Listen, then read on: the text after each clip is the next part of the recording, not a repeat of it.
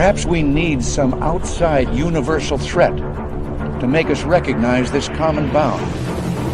I occasionally think how quickly our differences worldwide would vanish if we were facing an alien threat from outside this world.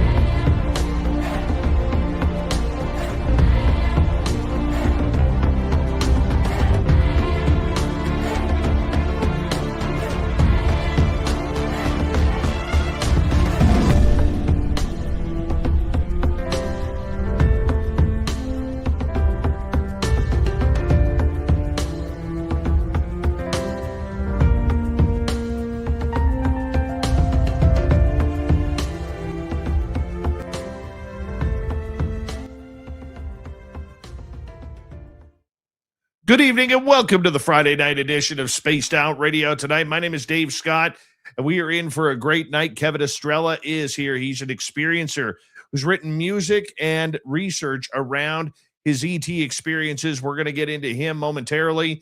But first, let us say hello to each and every one of you. We got Kitty Cattywhack in the gold medal position.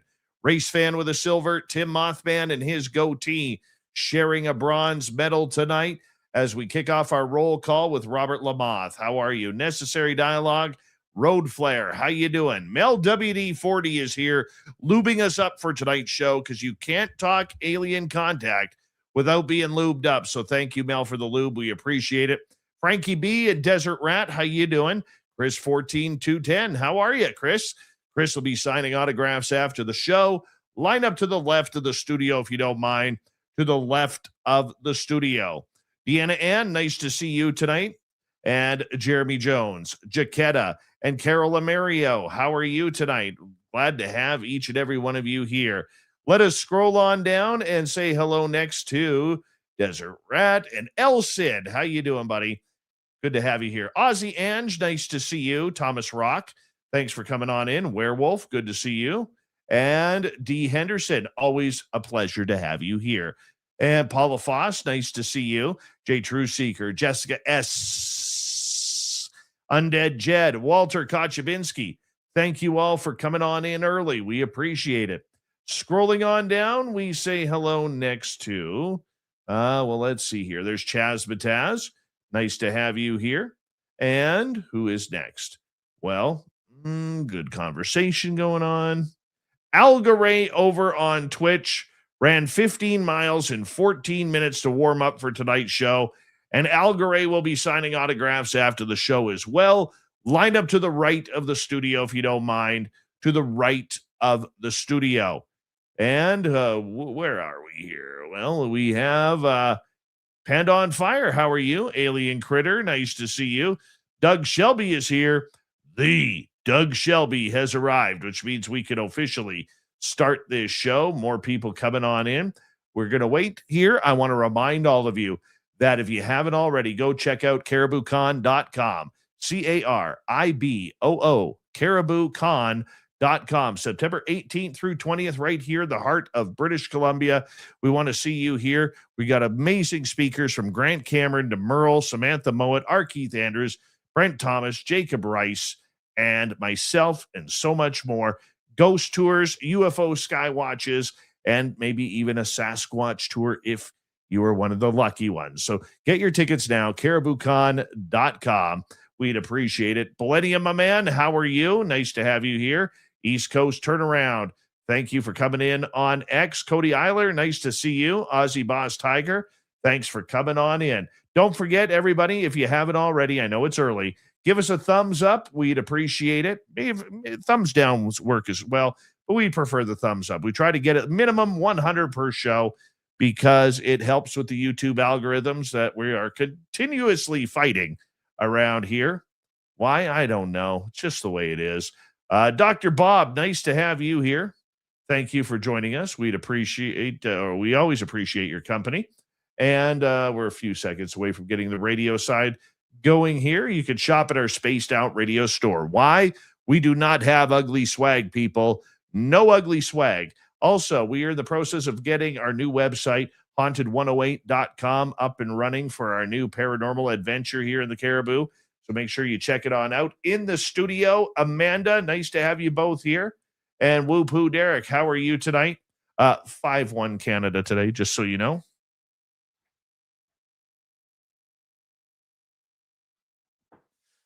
Hello and welcome to the radio and podcast side of Spaced Out Radio tonight. My name is Dave Scott. We're going to go into the ET experience. Kevin Estrella is here talking about his project, Pyramids on Mars, and his contact with ET species. So it's going to be a good show. You know it is. Anytime you talk ETs, it's always a good one. Uncle Remus, how you doing on YouTube? Nice to see you here as we are in roll call right now on our YouTube side. We are about 20 seconds away from getting things going here. We are caught up so far, which is good. Want to remind all of you, you can shop at our Spaced Out Radio store. We do not have ugly swag, people. No ugly swag, so check it on out. Grandizer, how you doing? Throw those horns up, everybody. Let's rock.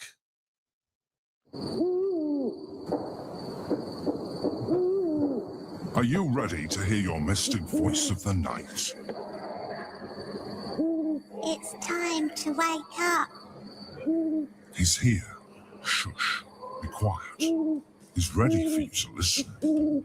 Let's point our ears towards the little cabin in the woods, where together, my friends, we own the night.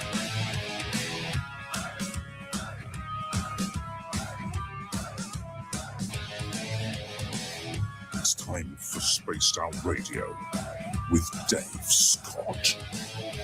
From the mountains of central British Columbia to you listening around the world, this, my friends, is Spaced Out Radio. I am your host, Dave Scott, sitting in the captain's chair of SOR headquarters. We welcome you to tonight's show on our terrestrial affiliates around North America, digitally on every major podcast network. Our website, spacedoutradio.com. We have a plethora of features for you. Rock out to Bumblefoot. Read the news wire. Check out our swag as well.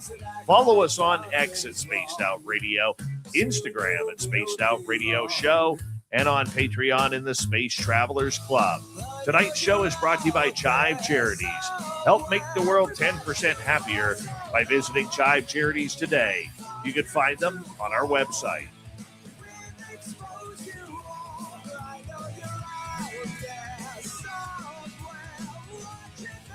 We are going to go into the realm of ET contact tonight.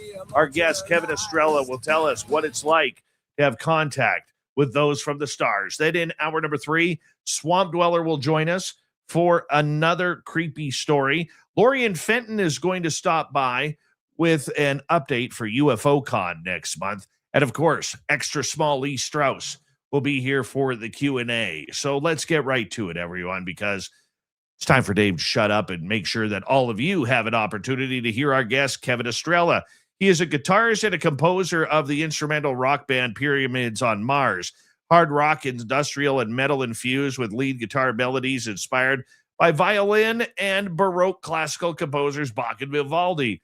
Kevin has always had a passion for UFOs, extraterrestrials, and more. He spent over 20 years researching to understand why they are here. Kevin wanted to combine his passion of music and raising consciousness and awareness of the UFO and extraterrestrial presence. He felt it was always his purpose in life, so why not follow it, right? This calling was confirmed and affirmed on August 21st, 2014, when he had contact with an interdimensional craft of unearthly origin. Since then, Kevin has had visitations by many different extraterrestrial species and experiencing many other related incidents like incredible synchronicities, music downloads, symbol downloads, and all of this happening through dreams. So let's bring Kevin in, his website, pyramidsonmars.com. Kevin, it is great to have you on Spaced Out Radio. How are you? I'm doing awesome, Dave. So glad to be back. It's been a while since we chatted, my friend, about 7-8 years, I guess. Yeah. Last time I saw you, when I got to meet you first time, was in Toronto at Alien Cosmic Expo there, which Yeah. we seem to have a good time there. So it's glad to get you on the show, my friend. Glad to be back on. Yeah, it's been a while. Yeah, you and I have known each other for a long time, and a lot has happened, obviously, since the last time I was on the show. Well, let's get right into your experiences right off the bat. You are an experiencer, you are a musician. You've combined the two in order to try and tell your story. Tell us about how this whole interaction with extraterrestrials started with you. Sure. Yeah, for people to understand, I'm the guitar player of the instrumental rock band Pyramids on Mars. You can find me at pyramidsonmars.com. But my ET contact is all entwined with my music, and I work very, very closely with a group of extraterrestrials, as you can see behind me, who are known as the Ponte, and they reside at an information station under the Sandia Mountains in Albuquerque, New Mexico. They have a professional telepath. Her name is Sue Walker, who was made, Commander Tilcom here made contact with her way back in, I think, 2015, and it's completely changed her life. And she and I work very much for the Ponte, and that's why it says I work for Tilcom. We'll be getting into more about them a little bit later on, because I was introduced to them a little bit later on in my journeys. I'm also going to suggest to the audience that you're going to want to have a piece of paper and a pen, because I'm going to be giving you some websites that has information that will change your life if you put the homework in. Let's put it that way. So it's very, very exciting times that we live in. But my journey began quite a long time ago. So I'll go back to when I was in university, and this is going back to like 1992, and nobody had internet back then. But there was a guy in our dormitory who actually did. And he downloaded all these schematics and photographs of stuff that Bob Lazar was putting out about these reverse engineered UFOs that he had been working on. And I was absolutely fascinated by this. Really, when it was like, what, UFOs are real? And he's been reverse engineering them? So what's going on with all this? And so then I started buying up Bud Hopkins books, and spent a lot of time reading about Bud Hopkins and alien abductions and sort like that. And then the movie Communion came out, and that really changed my life. And I just kept learning more and more until, the year 2000 comes out, and then I have internet, and then I learn about YouTube, and then I spent a long time reading about or watching a lot of videos from Richard Hoagland, talking about the anomalies on the moon, the anomalies on Mars, and realizing that there's ET presence throughout our whole solar system. So I was learning more and more and more about stuff, but I was about the year 2000 that I really felt something different about myself, because like my family, my friends' kids, they all called me the UFO guy, the alien guy, because I was just absolutely fascinated and spent all my time studying. It was an obsession for me. So, but I felt in the year 2000 that my life purpose was to help raise the consciousness, awareness of the ET presence. But little did I know that I would have to wait 14 more years for that, when in August 21st, 2014, my life would change forever. So getting up to speed up to that year. So that was, I live in Hamilton, Ontario, and it was, I just put my kids to bed. It was about 10:30 at night that night. And then I went onto my deck, and was just standing outside in the dark. It was a clear night sky. But then within about 5 to 7 seconds after me stepping onto my deck, there appeared from my my neighbor on my right side, because I live in a subdivision, there appeared from behind their tree this object. And the object was about maybe 100 yards away. It was not that far away, but it was like right in line behind this tree from where I was standing. And then this object started moving across the sky, and it was a disc, perfect disc. And it was orangish red, glowing, looked like it was glowing like coals. And it kept changing the lights and stuff like that, like the way coals look. And it kind of had this mist that was kind of swooping off the bottom of it and off the top of it, like smoke. At first, I thought maybe it was a meteor that was coming into the atmosphere and was burning up. But then I realized, wait a second, no, this thing is like flying over the frickin' subdivision. And it was only like, as I said, like 100 yards away, and maybe like, 100 feet off the ground, flying over our subdivision. And then it just moved itself across across the sky, across the distance of my backyard. And I'm looking at this thing. I didn't know what I was seeing. I didn't even think that it could be a flying saucer, because I had never seen anything like what I was looking at. Because the other thing, the physics that this thing had was that it had no depth.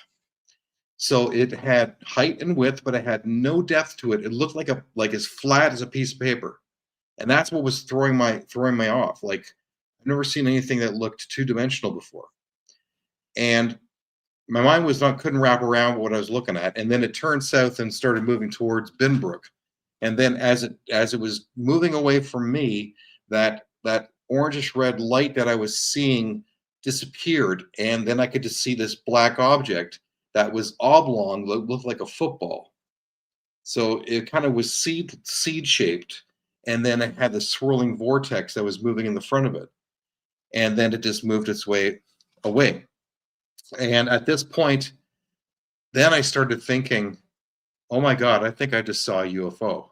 And then I was just completely freaked the hell out, because I waited my whole life to see a flying saucer. And then I finally saw it, and I couldn't wrap my mind around it, because it displayed physics that I had never seen before. So I wrote a whole thing to MUFON, the Mutual UFO Network, reported my incident to them, and then I never heard back from them. It would be almost a year later when my life was going to change forever. And so then it was 2015. And it was the first Alien Cosmic Expo in Ontario, the very first alien expo in Brantford. And the Hamilton Spectator took out like a 4-page. They wrote a 4-page article on this thing because it was big news. And then they had a listing of the guest speakers. And I recognized Paul Hellyer, the former defense minister of Canada, was going to be there. Stanton Friedman was there, and then they said UFO researcher and winner 2013-2014 Grant Cameron was going to be presenting. And then when I read what Grant Cameron's presentation was on, I got to back up a bit here. At this point here, I had already released my first Pyramids on Mars CD, okay?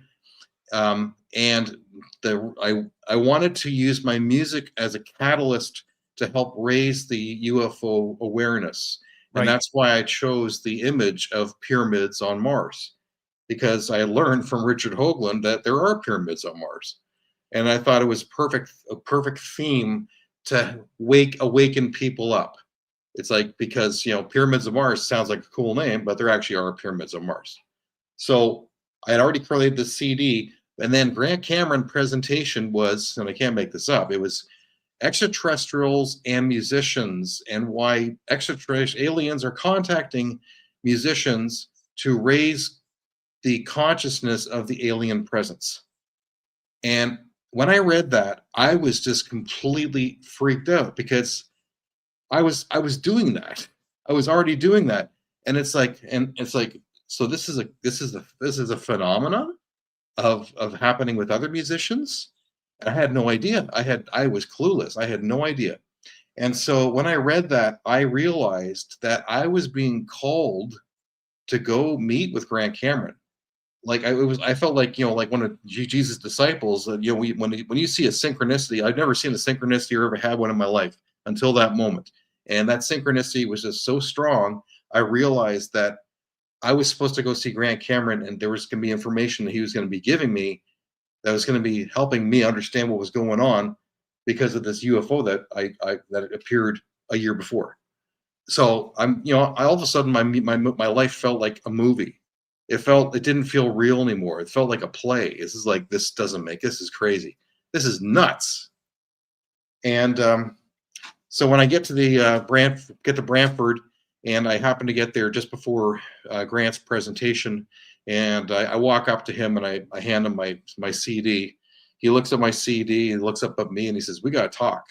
And I said, "Yeah, we got to talk." And then he did his presentation, and it was quite fascinating, talking about how many other musicians have been contacted by extraterrestrials. Like, we're talking about Jimi Hendrix, David Bowie, Sammy Hagar,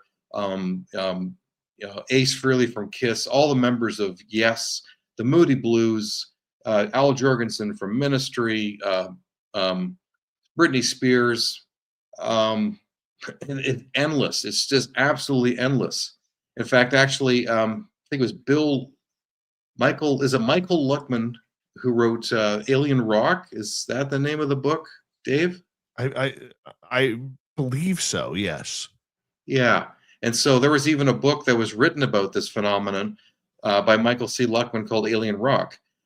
Grant Cameron actually ended up doing another book to complement that. He was supposed to be co-writing with Michael Luckman, but Michael Luckman passed away. So Grant wrote a book that was taking that information and expanding on it, and it was called Tuned in: The Paranormal World of Music.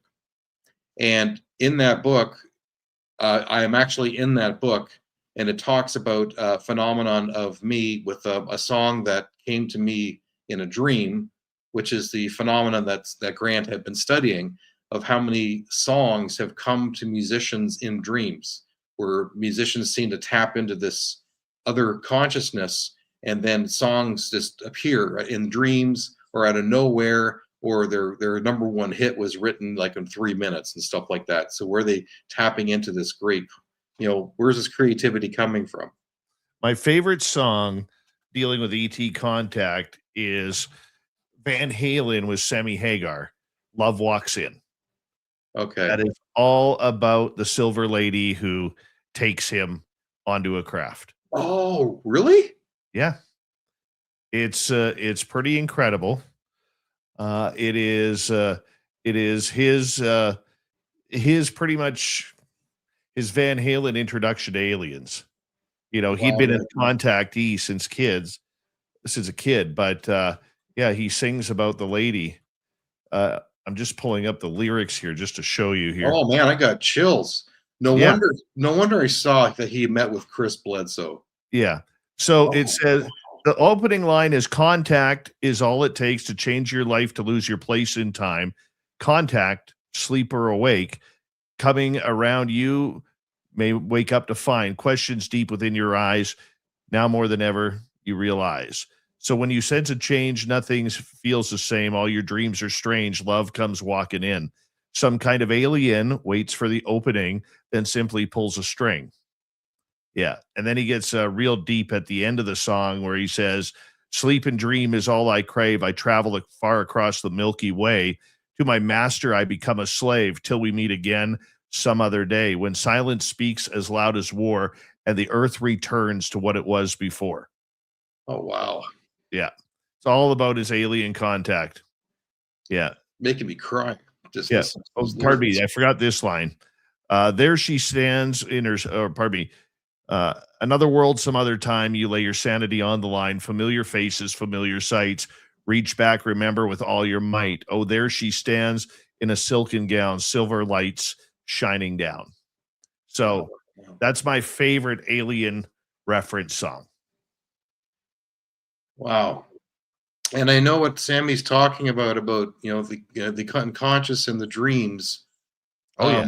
because that's where that state is where I've had the majority of my ET visitations, and I spend a lot of time um, working on dropping into that realm of that alpha theta state, which is between sleep and awake.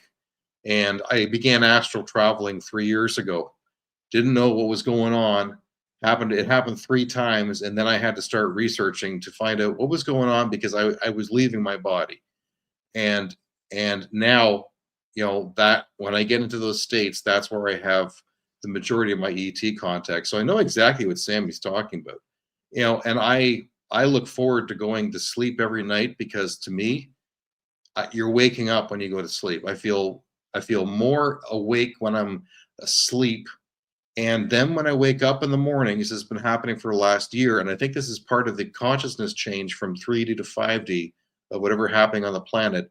When I wake up in the morning now, I'm totally confused as to where I am because I thought that dream was my reality. And then I'm waking up and I have to try and remember who I am and where I am. It's complete reversal now. I don't know if if you're experiencing that, Dave. My contact over the last couple of years has really died down. It has. I think the reason why is I'm exhausted. Hmm. As a human, I am completely exhausted. And I run myself to fumes every day, working 2 full-time jobs, including this show. And I think what they've said is, you know what, we'll take him to check up on him every now and again. But for the rest of it, let's just leave him alone. Like I'm nowhere close to contact I used to have. Okay. All right. And I hate that. I'll be honest with you, Kevin. I hate it. I want more, but I also have to be prepared for more, prepared Yeah. spiritually, mentally, and I'm just not there. Okay. I want to be. I can't. Yeah. To handle what you can when you can. Yeah. No, I understand that. Yeah. Okay. When's the last time you were taken?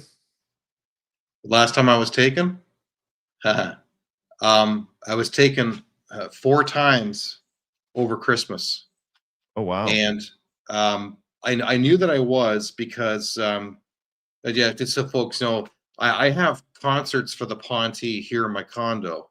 So I got my Marshall amp set up, I got my monitors set up, and then I play concerts for the Ponte, and they're always invisible when they're here, but they have left evidence that they have been here. Um, they've moved crystals on my desk, when I'm getting changed in my bedroom, and then when I come out. And then there was one time where when I went to change a song and I found on the floor a black silk ribbon on the floor. It Oh, wow. it just appeared and it's hanging on my door. And I'll show you it in a second. Anyway, so like it was one of the Ponte girls, one of these girls here. They snuck it in and they dropped it on the floor as a gift. When I talked to Sue Walker, the telepath for the Ponte, the next day about it, she said she couldn't get any answers out of anybody. Then I talked to another friend of mine who is another experiencer, and he said that was I was highly against regulations, and they would have had to do a lot of sneaking around in order to be able to do that, and they would get in trouble for leaving physical evidence as they did. So anyway, my story, the reason I tell you about this is I have these concerts here for the Ponte, and I had 2 of them over Christmas. And when I did, keep in mind, I live in Canada, in Hamilton. We got 2 feet of snow out here. It's winter, okay? And it was winter. Both days after the concerts, because I had two shows, matter of 2 weeks, I woke up the next morning with mosquito bites. Snow. Yeah, that Mosquito doesn't bites. happen. And then it was New Year's Eve. Once again, I had to. Hold that I couldn't. Hold What's that thought. We're going to continue with Okay. your alien abductions around Christmas time. People don't get mosquito bites in Canada in the middle of winter. That I can guarantee. No. Spaced Out Radio with Kevin Estrella. Next.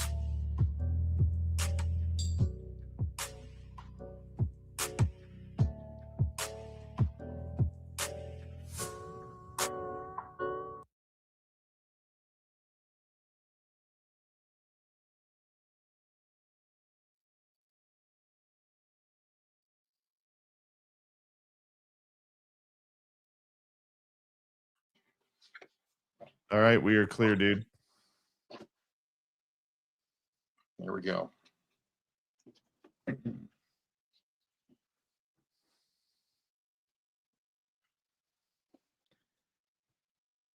didn't see your hands go up. Oh, I was too into your story.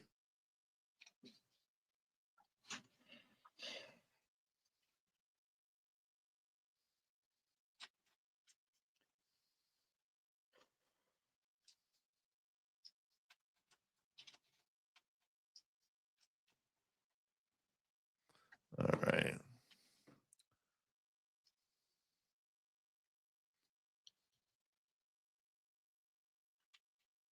That was a good start, Kev. Good job. All right. Oh, check out this Christmas gift I got from Sue. It's her artwork. It's a pillow. Give me 2 seconds here, buddy. Well, that's cool. Yeah, this is Kit, one of the Ponte. One of the girls. All right.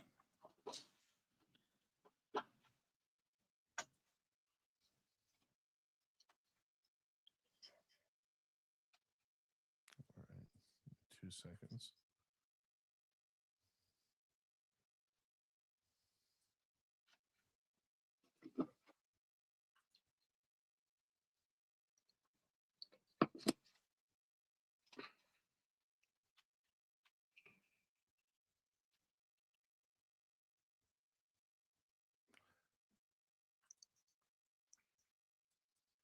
Scouser, how you doing? Twiddleby, nice to have you at Spaced Out Radio chat room. Thank you for joining us. If you haven't yet already, do us a favor, give us a thumbs up and hit subscribe if you're new, because we are here 7 days a week for your listening, and I'm going to make that 5 days a week for your listening entertainment, which is always nice.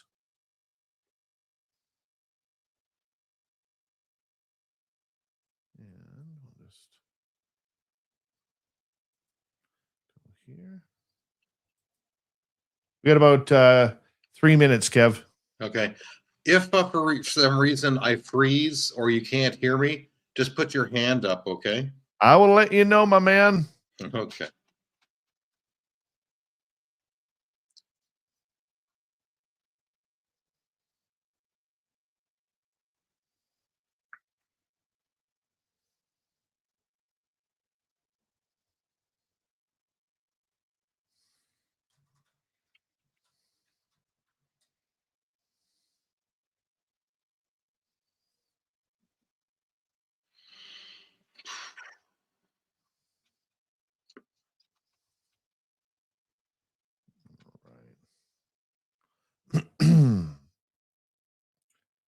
About 2 minutes, buddy.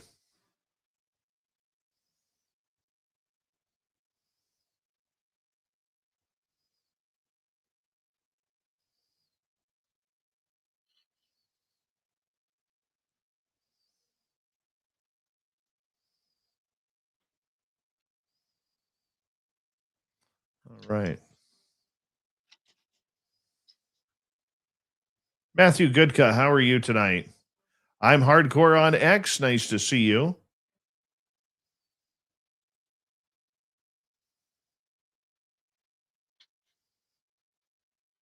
All right, we got about a minute and a half.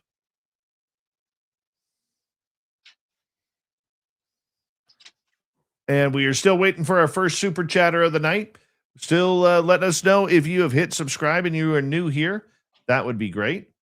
And you can also join our membership on YouTube, join our membership on Patreon. We're all over the place. Follow us on social media. That's what we do.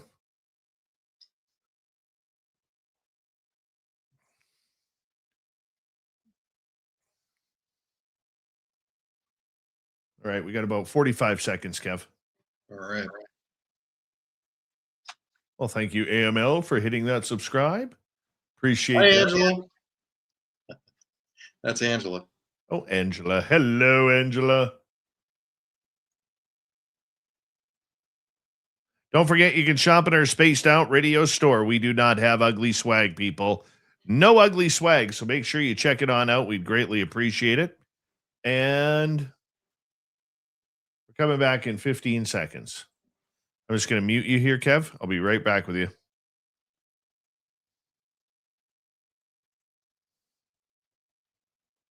Five seconds. Here we go.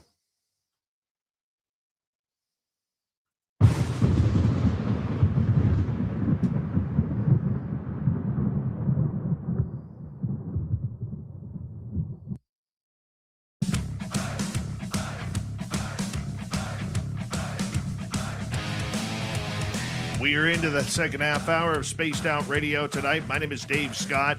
Thank you very much for joining us. Kevin Estrella is our guest tonight. We're talking about his ET contact that happened around Christmas time last year. We're a reminder to all of you that if you missed portions of this show or others, our archives are always free on YouTube or any major podcast network. You can check out our store on our website, spacedoutradio.com, because we got a plethora of good gear there for you. We're all over social media, including X at Spaced Out Radio. Let's bring on Kev as his website, Pyramids of Mars or from Mars.com and pyramidsonmars.com. I apologize, Kevin. You were talking right before the break about your ET contact around December, Christmas time, where you started noticing like mosquito bites on you. But I know, being a fellow Canadian, that there are no mosquitoes flying around in the dead of winter here. No, not at all. No. So this happened 4 times over the Christmas holidays for me. I was off for about 3 weeks, and it happened 4 times where I woke up with mosquito bites. Now this has been going on with me for about 7 years now. This is probably at least the 12th time that it's happened, if not more, where I wake up with mosquito bites off season, and it doesn't make any sense. And then I asked Sue about it, and she said, well, they just said, you kind of already know the reason. It's kind of a rhetorical question. So, they don't, I've been picked up by the Ponte, I would probably think probably 50 times that they've picked me up, taken me somewhere, but I'm never allowed to remember any of it. I really need to see a hypnotherapist. Why do you think that is? From what I've been told, because of the work that I'm doing, it's high security. So I think that's the reason. Plus, also, they cannot interfere with your life. It's one of the cosmic rules. So because we're here on this timeline to learn and do things that we're supposed to do, and that they're not supposed to have any kind of interference. So that's the reason why they don't, our memories are still there, but it's kind of like a partitioned hard drive that the plug has been pulled out, so that the memories are still in there. So I know that if I go under hypnosis, I'm sure I'll be able to recover a lot of stuff. But over Christmas, the message that I was getting, that I was able to remember, was that, Kevin, you need to get out there. This is a very important year for disclosure, 2026. A lot of stuff is going to happen, and you need to get out there and do as many radio interviews as you can to introduce us, to introduce the Ponte, us, to the world. So that's the reason why I contacted you, is because I was getting a major nudge from them to start doing as many radio shows as I can and just continue doing it forward. So well, hopefully the Ponte are tuned on in right now. Let's give them a little bit of a shout out. Yeah. Oh, they're listening. They're definitely listening. Good. So, but yeah, to get back to, Christmas, I had 2 Pyramids on Mars concerts here in my condo. And as I explained, they're usually, the Ponte are invisible, but they have left some evidence that they were here. And one time, as I explained, I found this black ribbon on the floor. It was given to me by one of the Ponte girls. Well, this is the black ribbon right here. You can see it. Describe it for our radio audience. It's like a silk ribbon. So, it's kind of cut here, but I think one of the girls wore this, and they gave it to me. This black ribbon. So I'm very honored to have this. Where did you find that in your house? Right here on the floor, right in front of my desk. It was right there next to my chair. I couldn't believe it. It was just like lying on the floor, like an apport. Grant Cameron has done lots of studies of apports of objects falling out of the air. Feathers coming out, landing in people's places, or coins coming out from the ceiling and landing. And that's kind of like almost like an apport, but it was the Ponte who dropped that off. So anyway, moving forward, where was I going with this? Oh yeah, I was talking about Grant Cameron, and in regards to my first UFO contact, and when I met him at the Alien Cosmic Expo, and so musicians have been contacted. A lot of musicians have been contacted by ETs. Next door was the whole bunch of tables that were set up, and MUFON were there. They had a table set up, and Stu Bundy, who I had sent my report to, was there. So I walk up to him, and I had drawn some pictures of the craft that I saw as best I could, because I didn't have a camera at that time. And I just casually just dropped them on the table. And he turns around, he looks at me, he looks down at the pictures, looks up at me and goes, "Oh my gosh, I'm so glad you're here. We're doing a presentation on you tomorrow." And I was like, "What?" And they said, "Yeah, your case is one of the most authentic cases we've ever come across." And he said, can you once again describe what the craft looked like when it was moving away?" And so I said, "Yeah, it was like orangish red, glowing like coals. And it looked like it was like having smoke coming off of it. And then as it turned away, that light source disappeared, and it was just a black object." And he said, "That's the key right there." He says, it was covered in plasma. That's a plasma stream. And then any object that has a plasma stream, you can only see it from a certain angle. And then when the object turns, that plasma stream disappears. So we knew that you were looking at an actual physical object. And so I asked him, I said, "Well, how many other people reported seeing it?" There must have been like dozens, because it was only at 10:30 at night, and it was flying over a subdivision over one of the busiest streets in Hamilton. And he said, "Well, that's the thing. Nobody else reported it." And I was thinking, that is absolutely impossible. There's no way that I was the only one who reported this thing. So I was getting a bit worried, because that didn't make any sense. And so I contacted Grant, called him up because he gave me his phone number, and I told him what they had told me. And he said, "Yeah, I was actually at that presentation. I saw you. Let's meet for coffee this afternoon." And so this is like on the Sunday. And so we get together, and I told him the whole story about the UFO and how it flew over my backyard. And I said, and then they said that nobody else reported it. Now, the other thing that I found out, because I did my first radio interview after that weekend on the X Zone with Rob McConnell, and I told my whole UFO story. And the day after the UFO story, I was contacted by their producer, and they said, because we are in here in Hamilton, we did a whole research on that night of August 21st, 2014, and we called the airport. We checked out all of the places, and there's absolutely nobody else who reported seeing a UFO that night. Your story, you're a liar, and don't ever contact us again. So I was very surprised that they said that to me, but also at the same time, I was kind of relieved, because they did a bunch of research looking at anomalies and contacting everybody around to find no evidence of my UFO sighting. So that reaffirmed what Stu Bundy said. And when I told Grant, that it seems nobody else reported it, and Grant just casually said, "Yeah, it happens all the time." And I was like, "Well, what do you mean that happens all the time?" And he says, "Yeah, it happens all the time.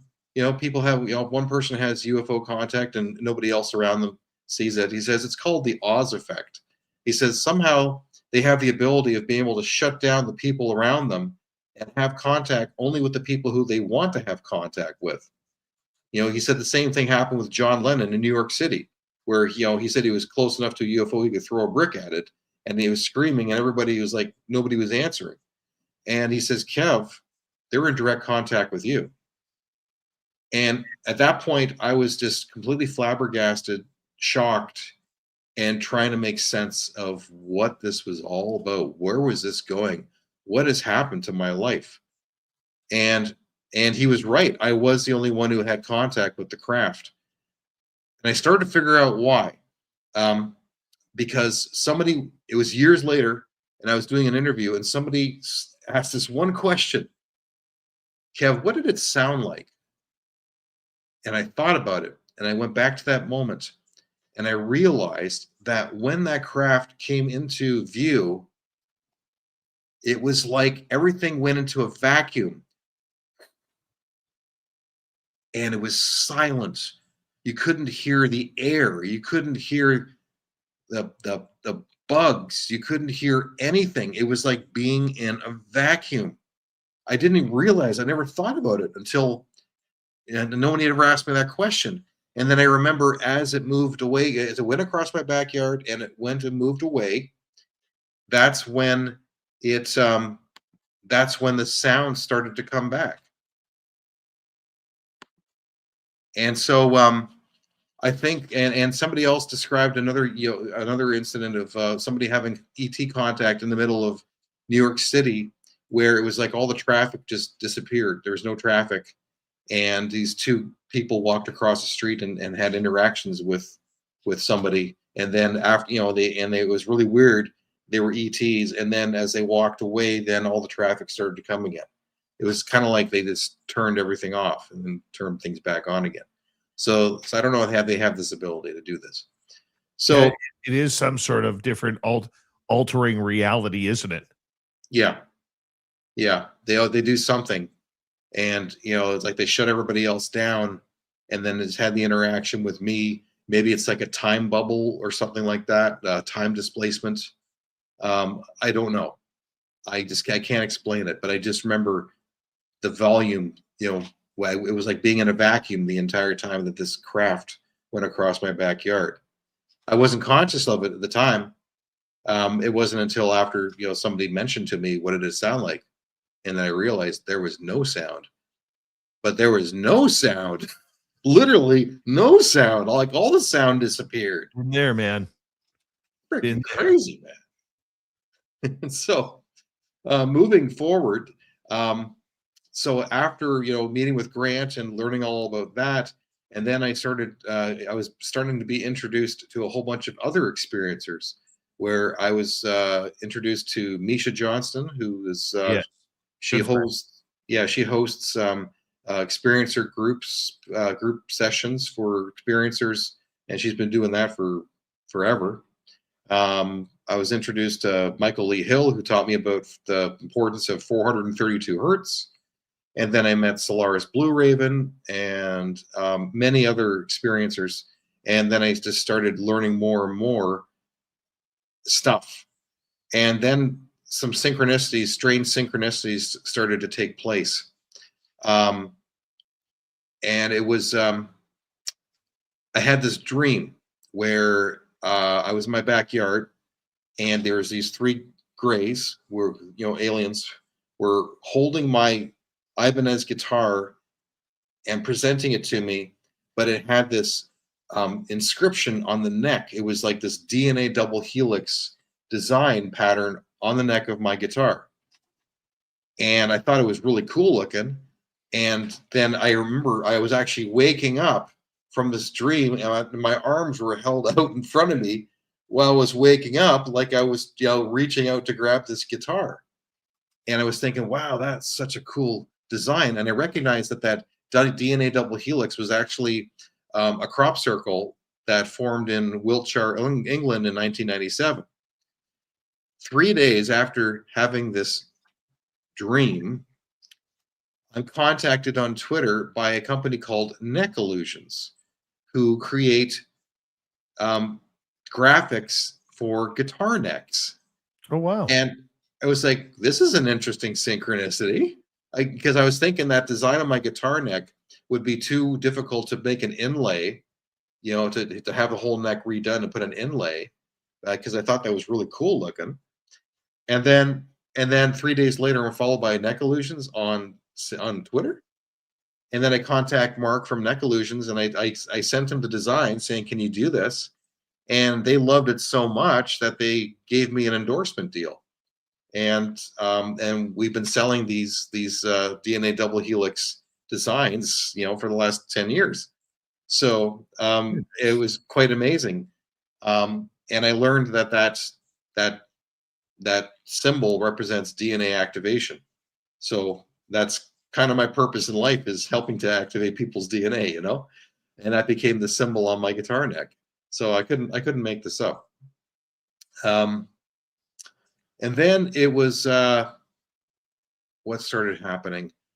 Then I was on Misha Johnston's group one day, and I met I'm going to call him Wookie. He's from Queensland, Australia, and he's an experiencer.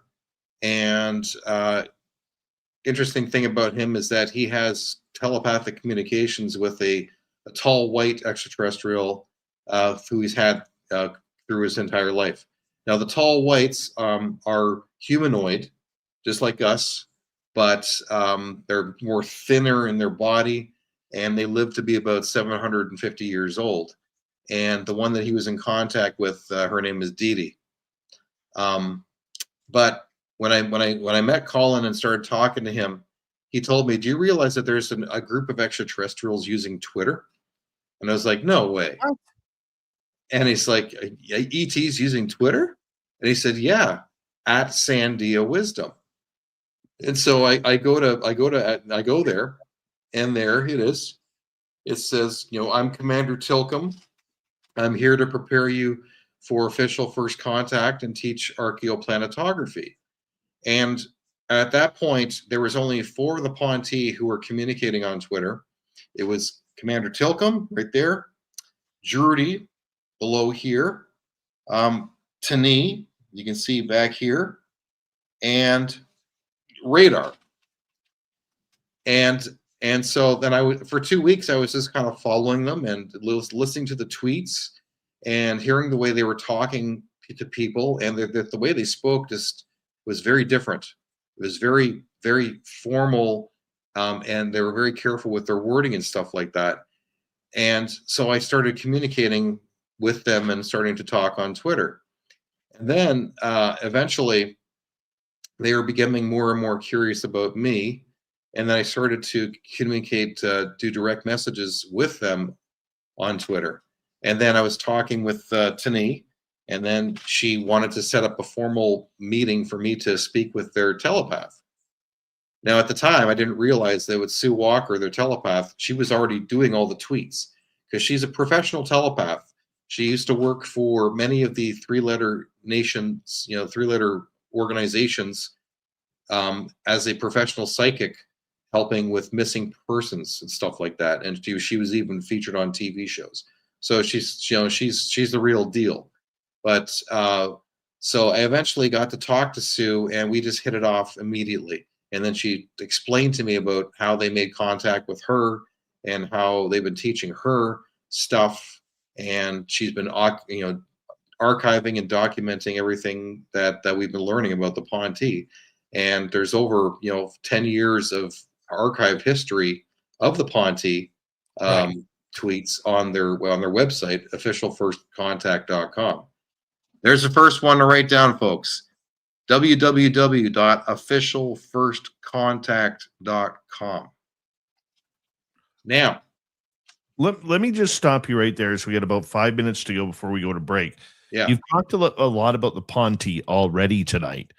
explain to our audience what the Ponti look like. They look, well, they're grays. They're like Zetas, like your typical extraterrestrial with, large heads, gray skin, black eyes. But they're not a hive mind. They're not genetic clones. They're not, that they can't reproduce and are here to take DNA samples to try and save the race. That's not them. Okay, they reproduce naturally, and the thing is that they look as differential facial wise as we do. They're as individual as we are, and they're human as well. They are as much human as we are. They're just not Earth human. They all have very different personalities. They have different specialties. So like Thera up here, she resides at the Tasman station in Australia area, and her specialty is in the tonal language of the cetaceans and the whales.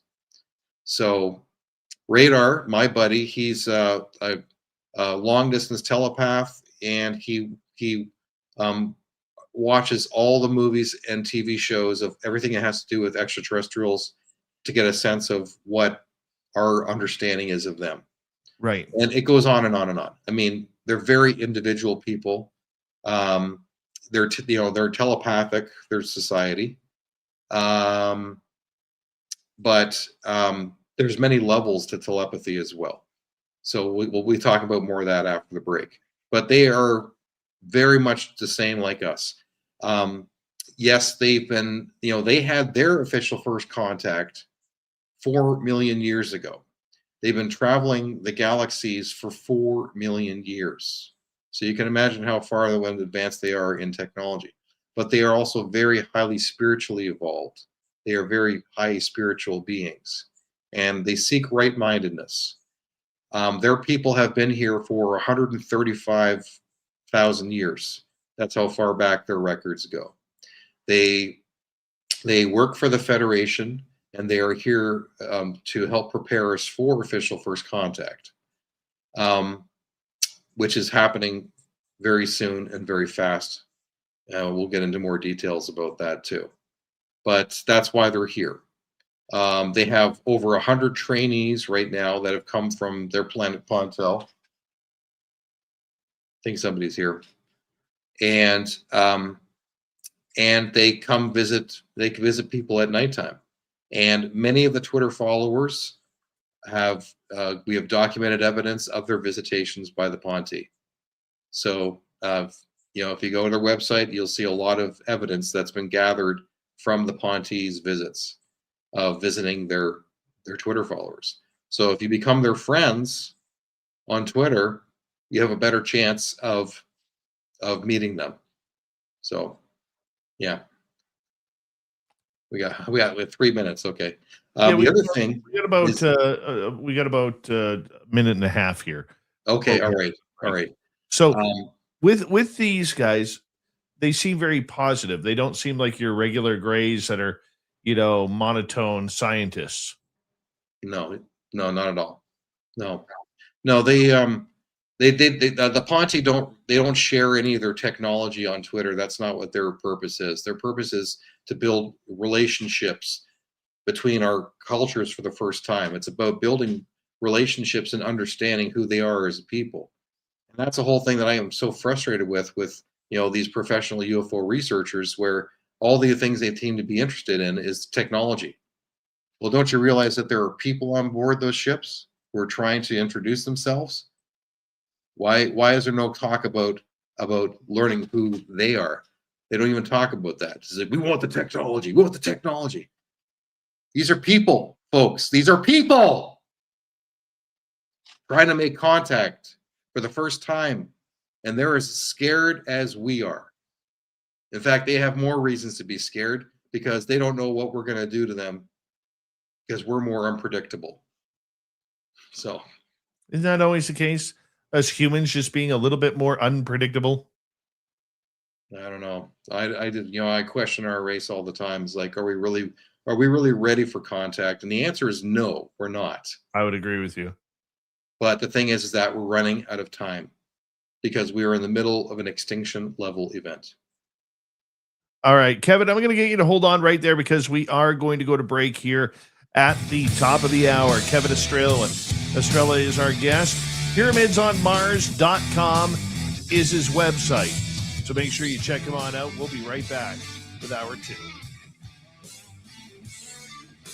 This is Spaced Out Radio with host Dave Scott.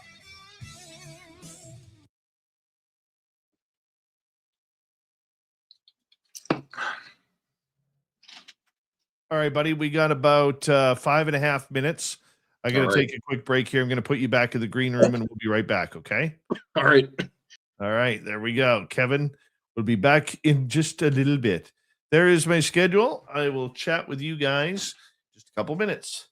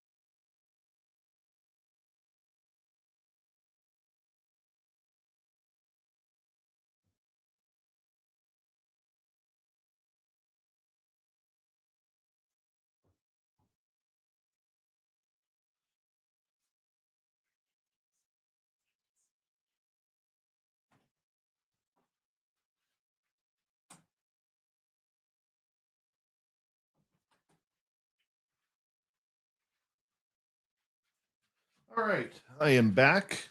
And let's bring Kevin back in. Kevin, we got about 2 minutes before we come back on the air. All right. All right. going to continue to talk about the Ponte for a bit, and Yeah, then I would if you did. I'm going to talk about probably some of the things that they've taught me, Sure. and then also talk about the other ET visits I've had. Yeah, we can get into that for sure. For sure. Did I ever tell you my first actual extraterrestrial encounter was with a reptilian? Well, we can get into that too. That was quite an amazing encounter.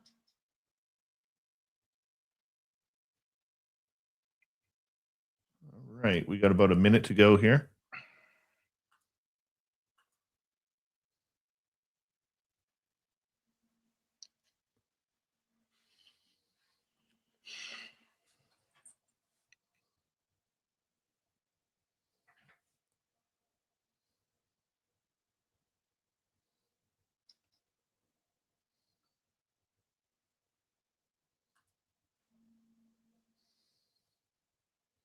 All right. Where are we here? Tom King, how you doing, buddy? Good to have you here, my friend.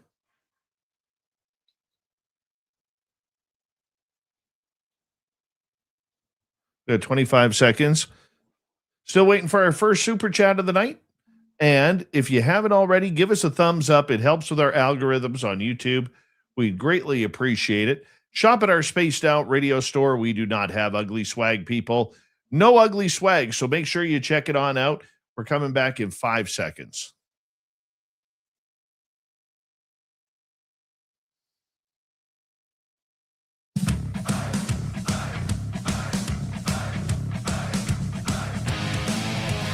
We are into hour number 2 of Spaced Out Radio.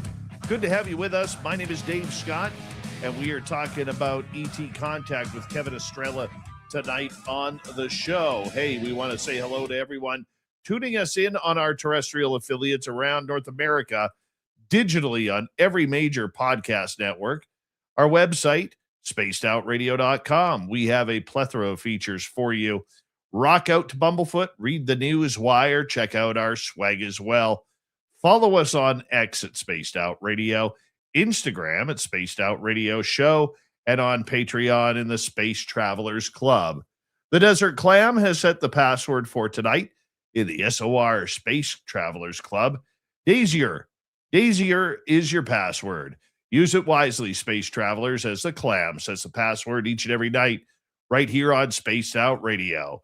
We bring back our guest from pyramidsofmars.com. Kevin Estrella is here, and he's talking about an ET species that he's in contact with called the Ponte. What have you learned from them? Well, they are, as I said, they're very much like people like us.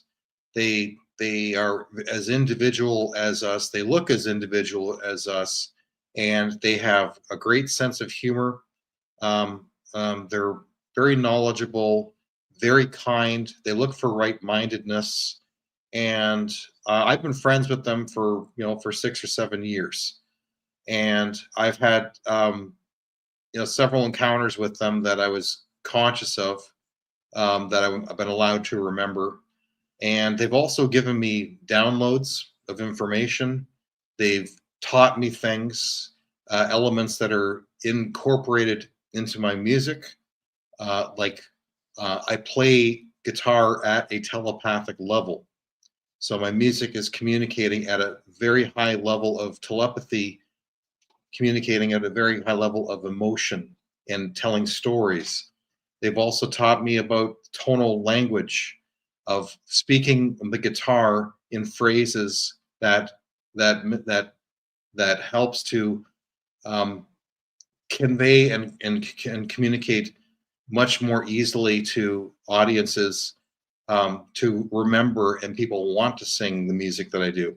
Because the music I play is instrumental, very much like Joe Satriani, but they have taught me about tonal language and how to play, how phrases should be, and I've incorporated that exactly into my playing. Exactly. And in fact, actually, I'll read to you what Thera up here, what she wrote to me, and I turned it into almost like a prayer, And I incorporate this exactly into my playing. And when you listen to my music, you will hear all these elements of what it is that they taught me.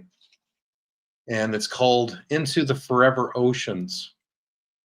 Kevin, you are moving forward, beginning your understanding of the vibrational impact of the proactive planning of intent.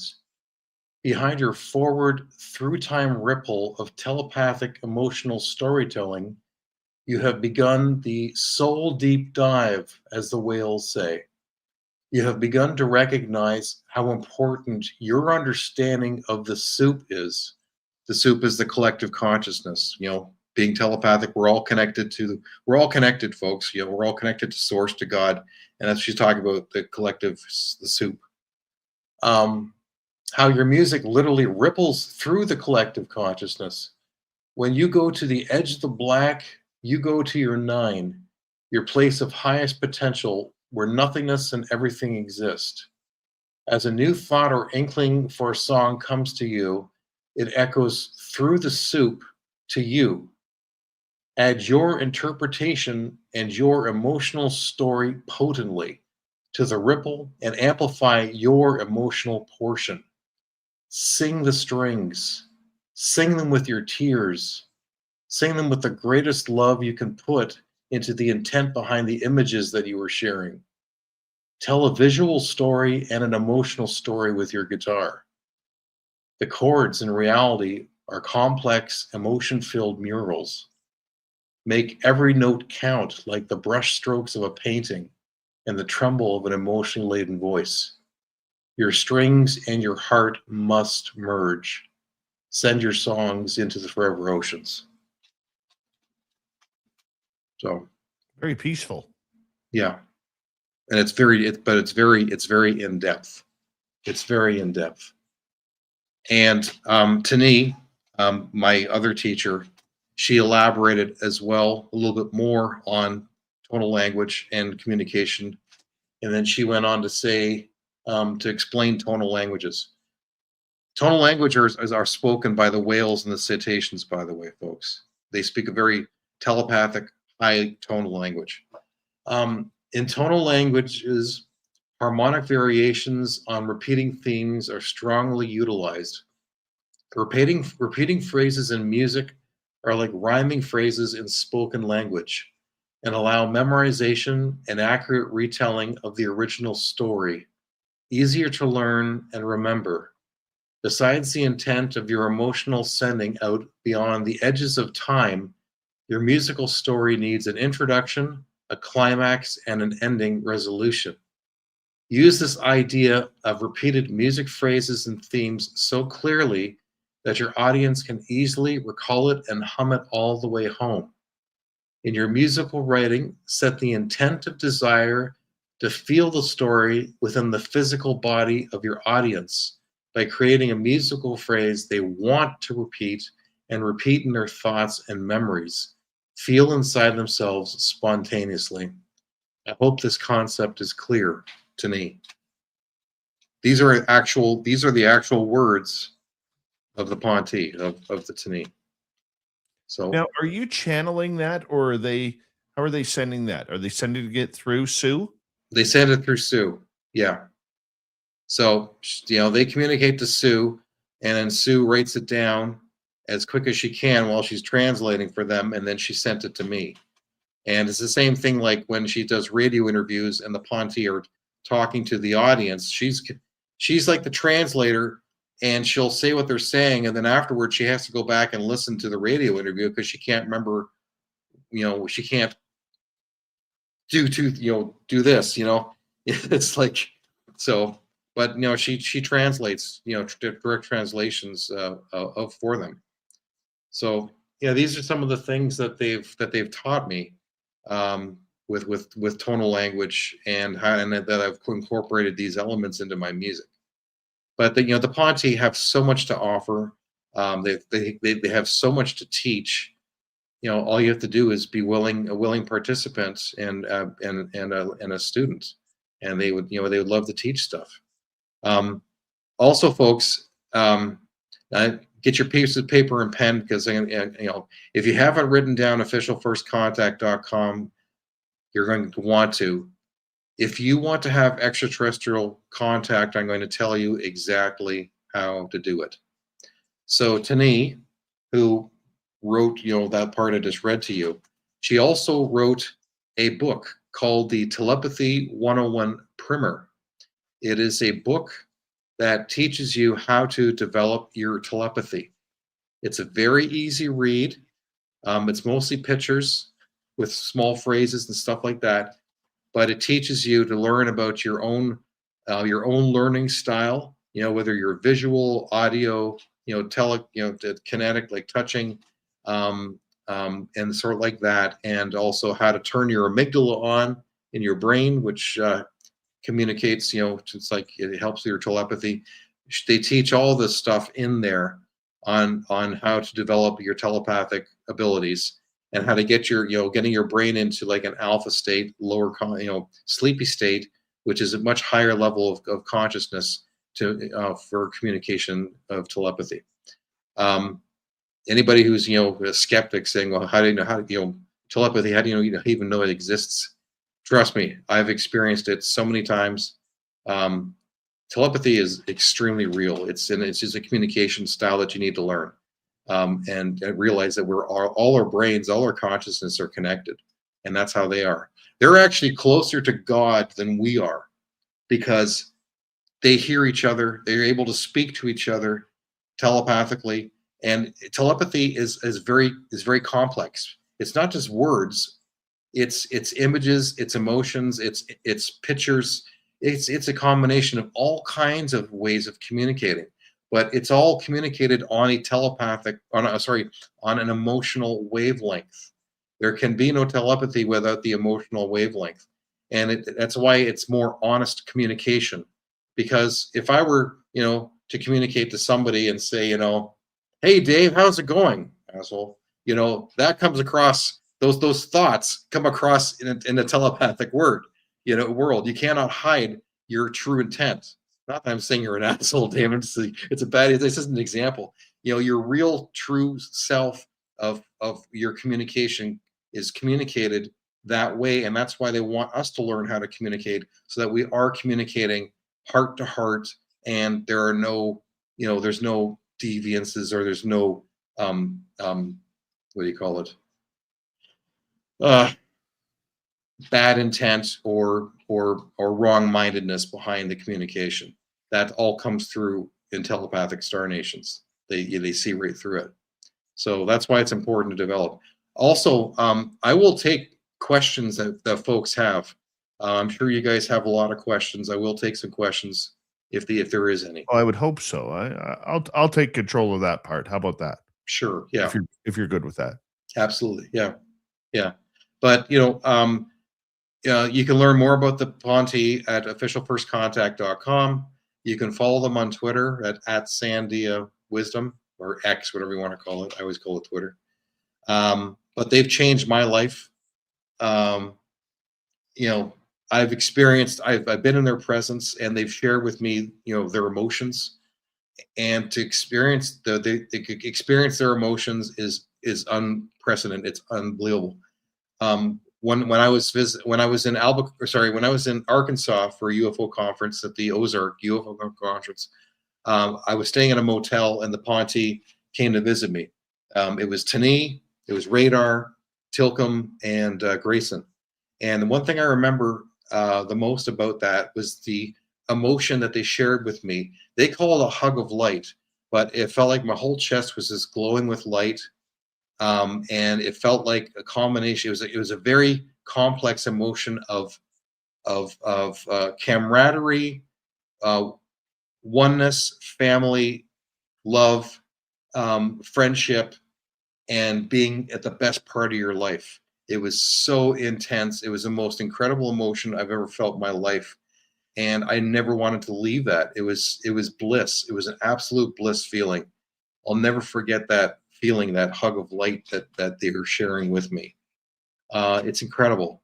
I also had them visit here one time where I was in that alpha theta state. So I was not awake, but I was not asleep. and I felt there was a presence of at least 5 Ponti, and they were surrounding my entire bed. I could feel 2 hands resting on my left leg, 2 hands resting on my right leg, 2 hands resting on my arm, and they were kind of like brushing my arm like this.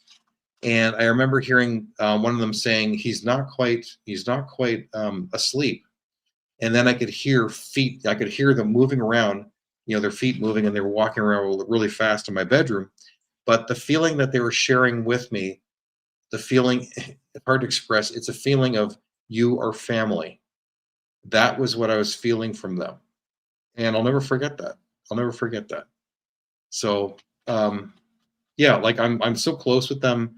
I'm trying to introduce their culture to the world, and them being star nations, we don't call them aliens. They find that very offensive.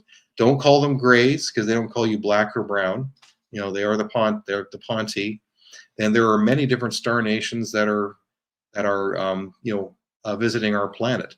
I've been visited by many different star nations.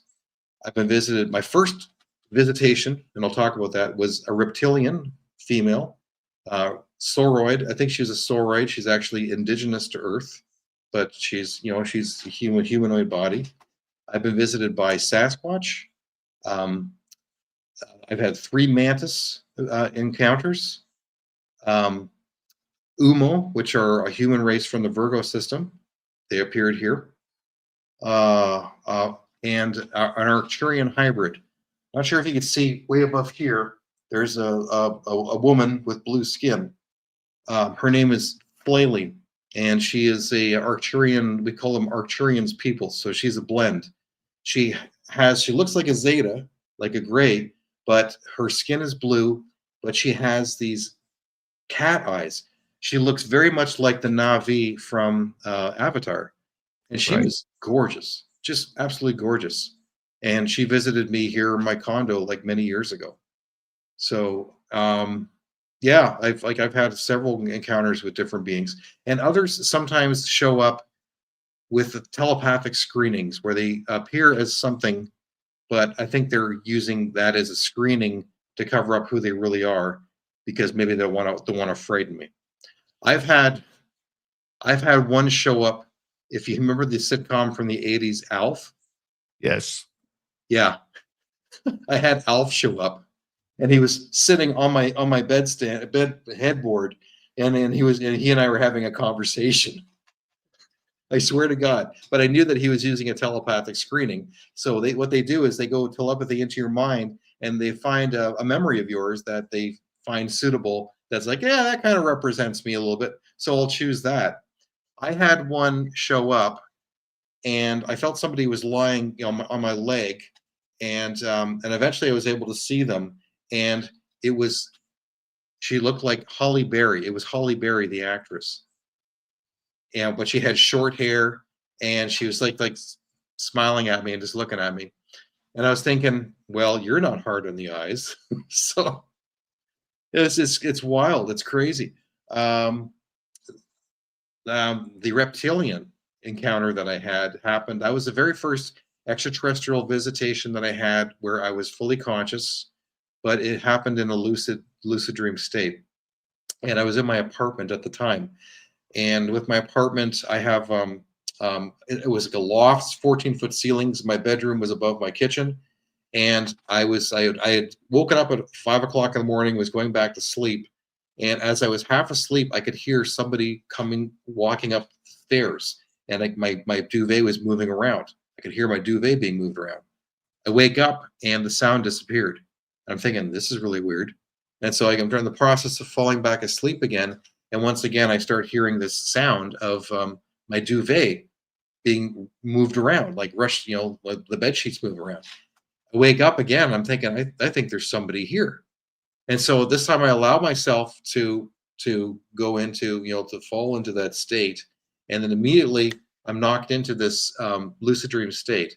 And in this lucid dream state, it was just like being awake, where I was lying in bed, sleeping. I was sleeping on my right-hand side, and I could feel there was someone behind me in the bed under the covers, and they were just kind of moving themselves around, trying to get themselves comfortable. I had no fear at all. I didn't have any fear. That's one thing you have to, if you want to have ET contact, you have to get over fear. Otherwise, they can't make contact with you.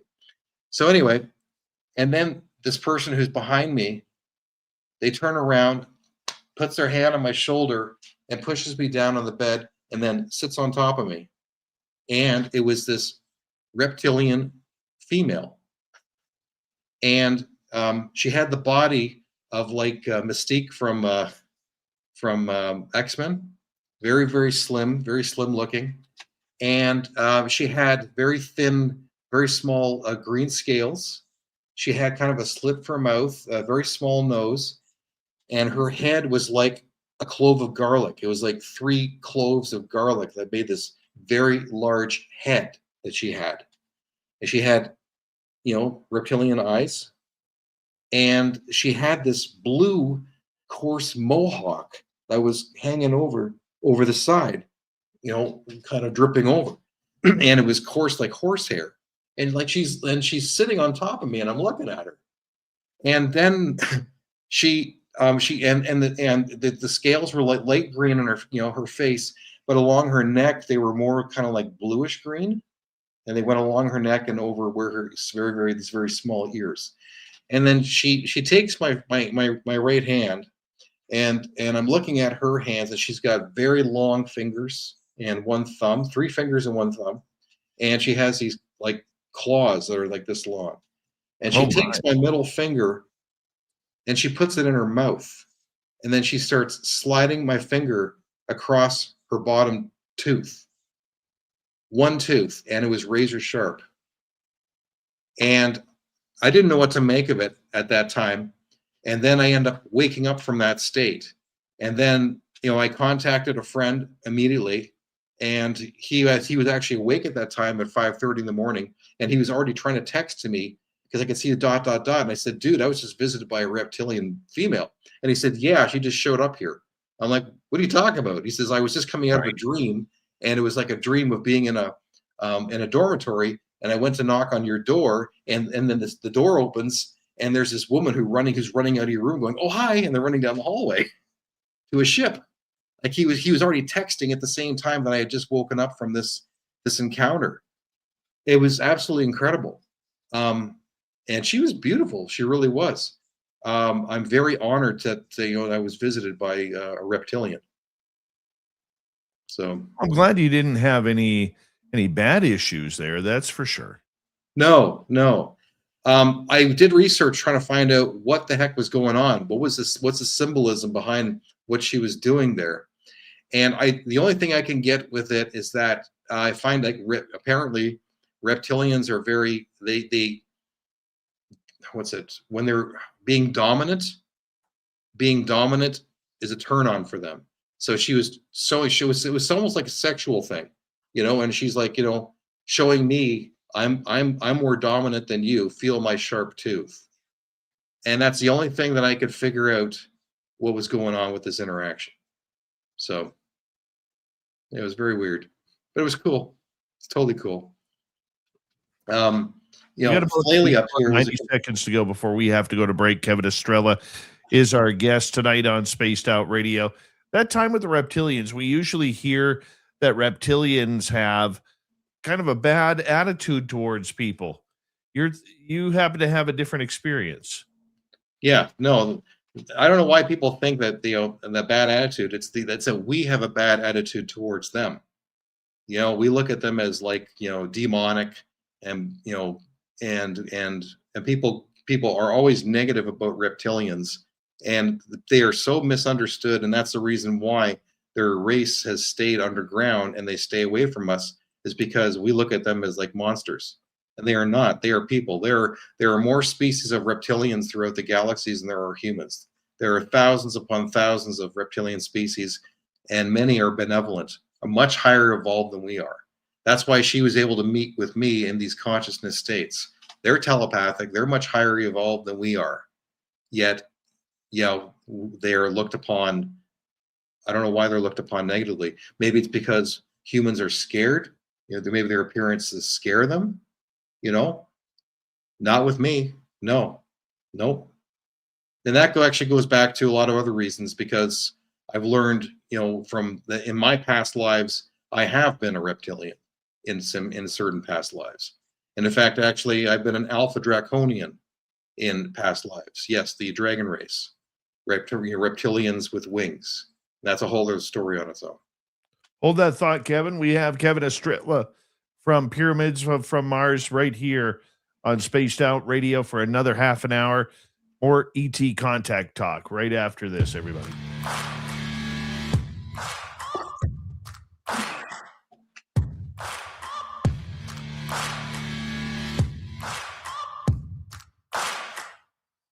You're listening to Spaced Out Radio with your host, Dave Scott.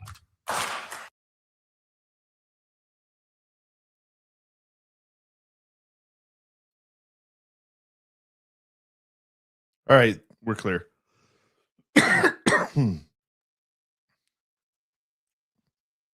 Good job so far, Kev. Thank you. I told you there's a lot of cool things to talk about. Oh, yeah. Resist, how you doing in the chat room? Zenzabil, it's been a while. Good to have you back, my man.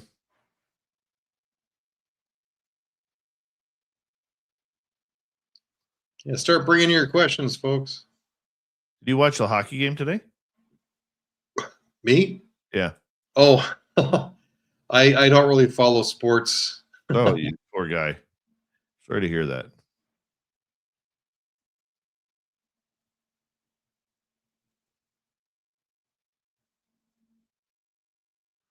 All right. How often is your contact happening, Kev? The Ponte are here every week. Every week. They just drop in. I never see them. I don't know how they do it. I think they just do it interdimensionally. And they like to watch me playing my PlayStation 4. I'll be playing a game. They'll bump the back of the couch. Sometimes they're like warning me, I'm going to get killed or something like that. And they like to interact and kind of play with me. They've been doing this, since 2018, that they, show up and they'll be bumping the back of my couch. It's been going on all the time. So they're here all the time. I don't know how they do it. I don't know whether they grab a ship and they fly up here or whether they just show up interdimensionally and are here. It still is a mystery to me, but they will show up, bump the back of the couch, sometimes tap me on my shoulder. They're here all the time. I'm very fortunate. I live a very fortunate life, and I don't take their friendship for granted. Right. Is the audience still hearing me talking about this? Oh, yeah. Oh, yeah. Oh, okay. All right. Get your questions in, folks. I'm sure you guys have some. Also, behind me, the Ponte for the last couple months have been using chalk, and they've been chalking up my walls and drawing images and stuff like that. We'll talk about that too when we're on the air. Sure. That's just nuts. Got about 2.5 minutes. All right. I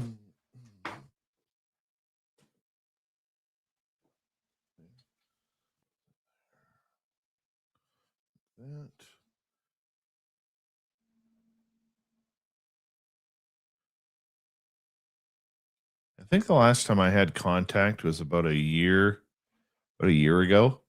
Okay. That I know of. It was actually kind of cool because my dad was taken with me. Oh. Yeah. And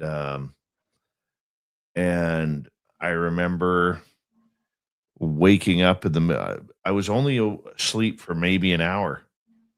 And I woke up at like 2:09 and I could feel them standing right behind me. Uh-huh. And I remember thinking, don't look, because they're right there. Don't look. And then I remember kind of saying to myself, what the hell are you doing? Like, this is what you do for a living. Why are you telling yourself not to look? So I slowly start to roll over like this, turn my head, and then I see this giant flash out my bedroom window, and they were gone. So I got up to go to the bathroom, and maybe this was like 2 years now. and got up to go to the bathroom. And the second my feet hit the floor, I was absolutely frozen, like teeth chattering, frozen. Oh, okay.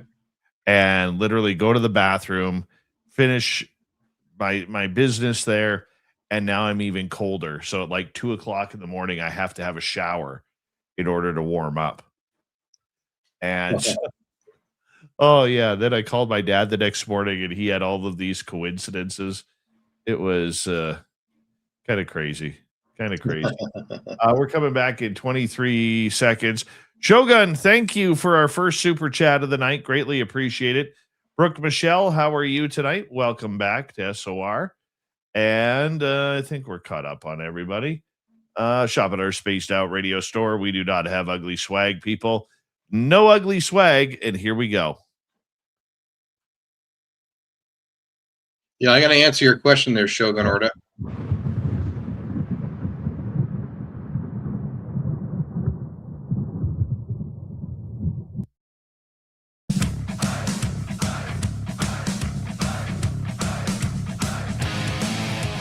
We're into the second half of Spaced Out Radio tonight. My name is Dave Scott. Thank you for coming on in. Our guest tonight, Kevin Estrella from the band, the website, pyramidsonmars.com. Make sure you check it on out. Kevin, we're going to start with a question from Shogun here. He says, when they tap you on the shoulder, can you see them, or are they invisible, like spirit form?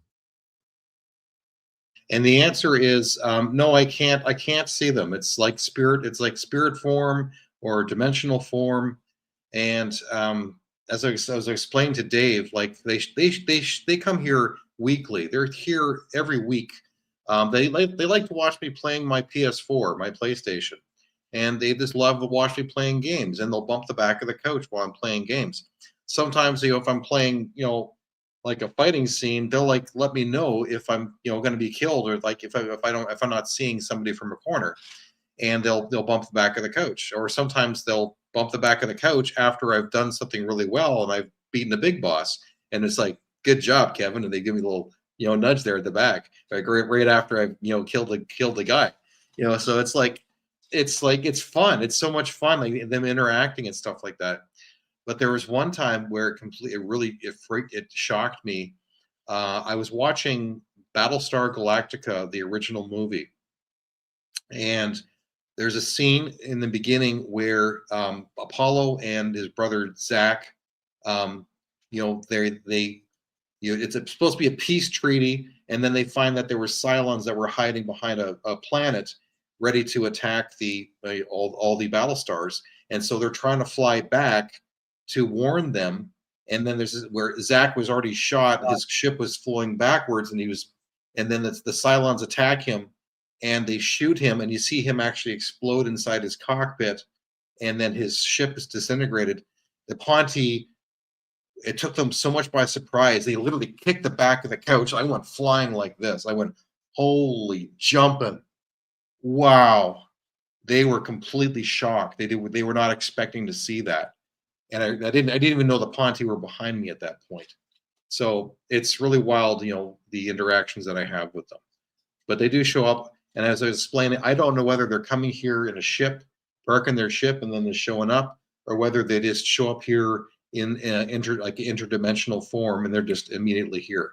I think it's that they just show up immediately and they're here. I don't understand. I don't know how they do it, but they just can show up here anytime they want. It's wild. It's cool. Any other questions we got? Oh, right now, I will put them up when they get here.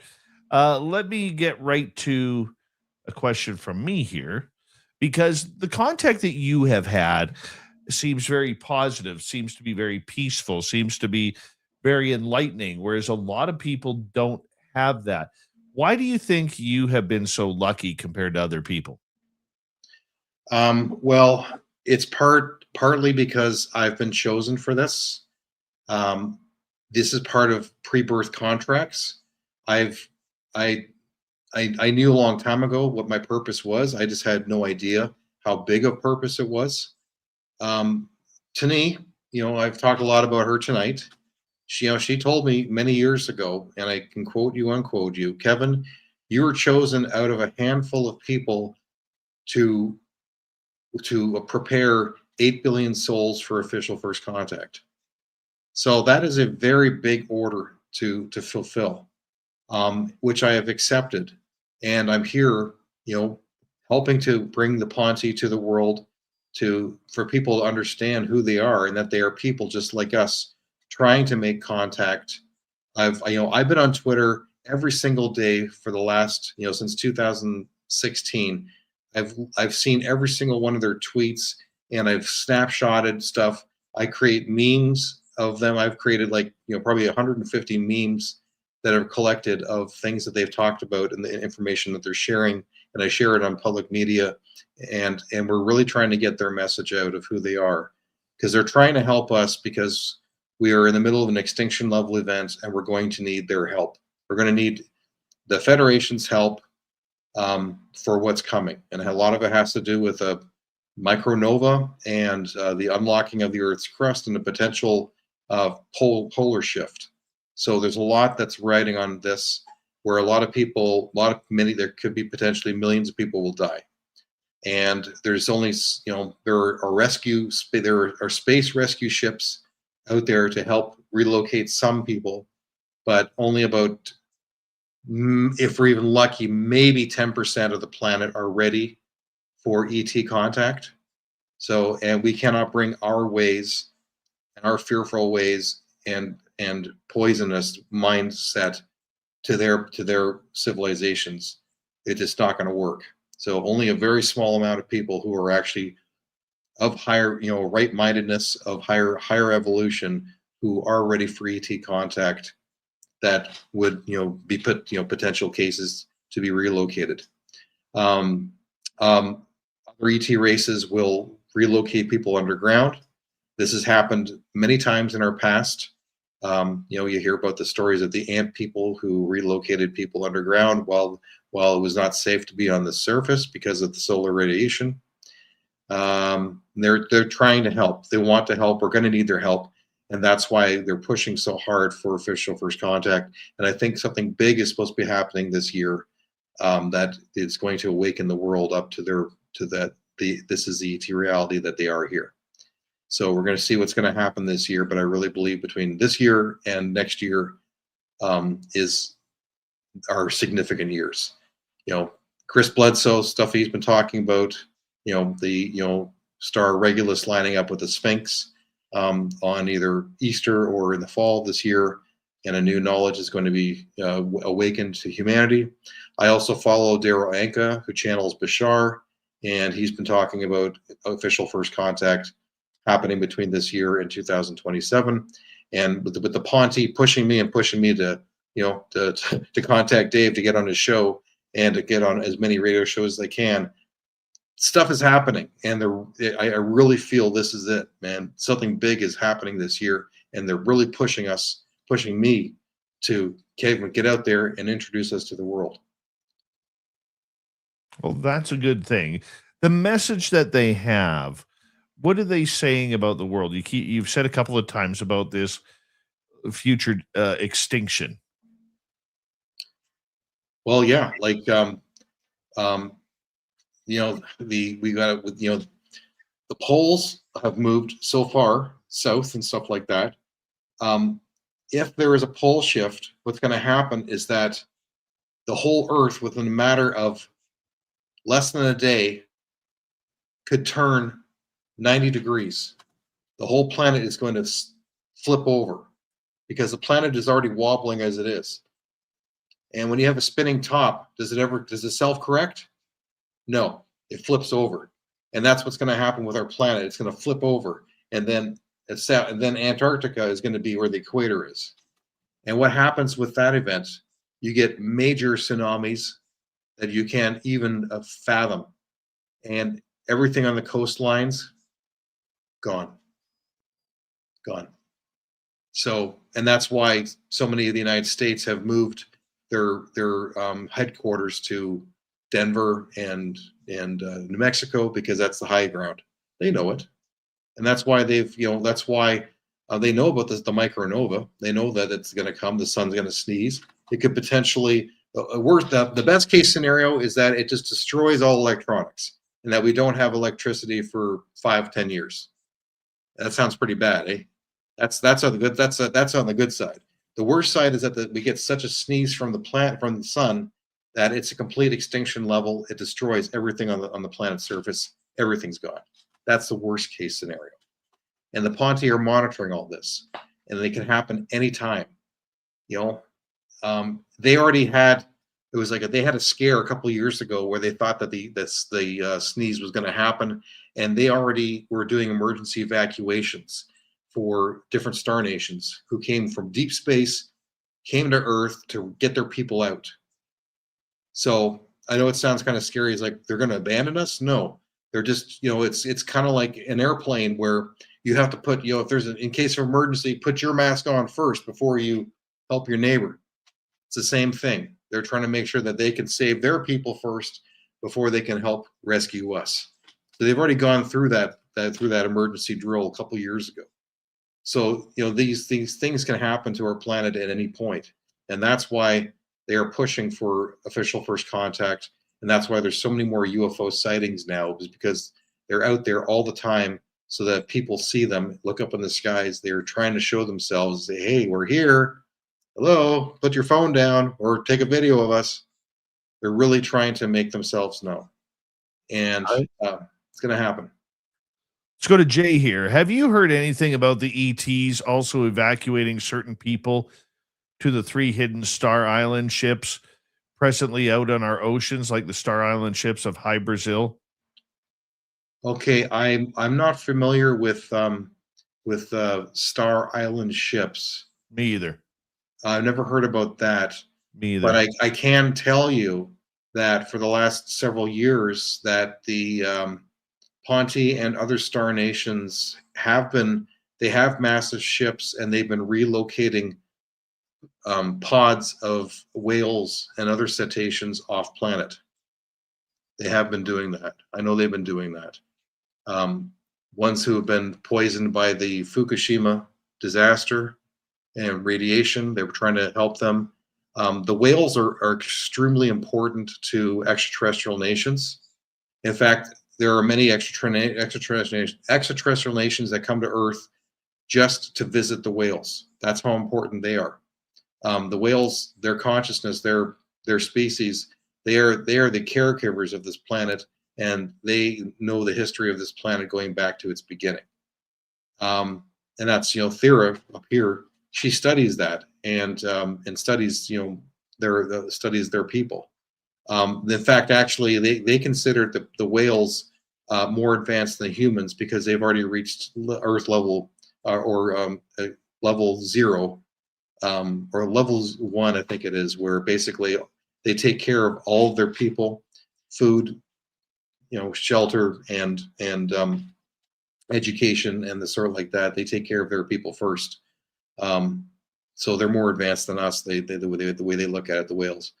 But that's the only thing I know. I don't know about ETs evacuating people yet.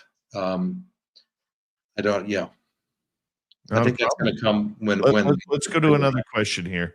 Let's go to NT. Do you ever get any issues from anyone putting information out in public? I'm trying to understand the question. Basically, is anybody harassing you for putting out this information publicly? No, not at all. No. I've done over 100 interviews. I put this information out because it needs to get out. My story doesn't deviate. I'm not elaborating or making things up. I tell the story exactly the same as it was what the Ponte have relayed to me and what my experiences have been, in describing how it happens, where it happens, and the sort like that. I never get any issues, and people, I'm a very honest person, and I come across like that. I have my own radio show, UFO, Pyramids of Mars UFO Radio on the artistfirstnetwork.com. I've been doing that for 10 years. So I've been doing radio for 10 years. I'm a public speaker, and even in my job, I'm on the phones all the time, and I speak from the heart. I speak when I speak from a telepathic level of emotional honesty. So, and people understand that, and they don't know what's going on, but the way I speak, I'm communicating from the heart, and I'm not lying to you, and that's why people listen. People would know if you were lying, or they get a feeling, I think he's bullshit. No, I communicate and I tell the truth. Let's get to another question here. And let's go to Grandizer. Can you go in depth with aliens and Earth oceans and why that there is possible big attraction to this world? Any regions that have been suggested where aliens live?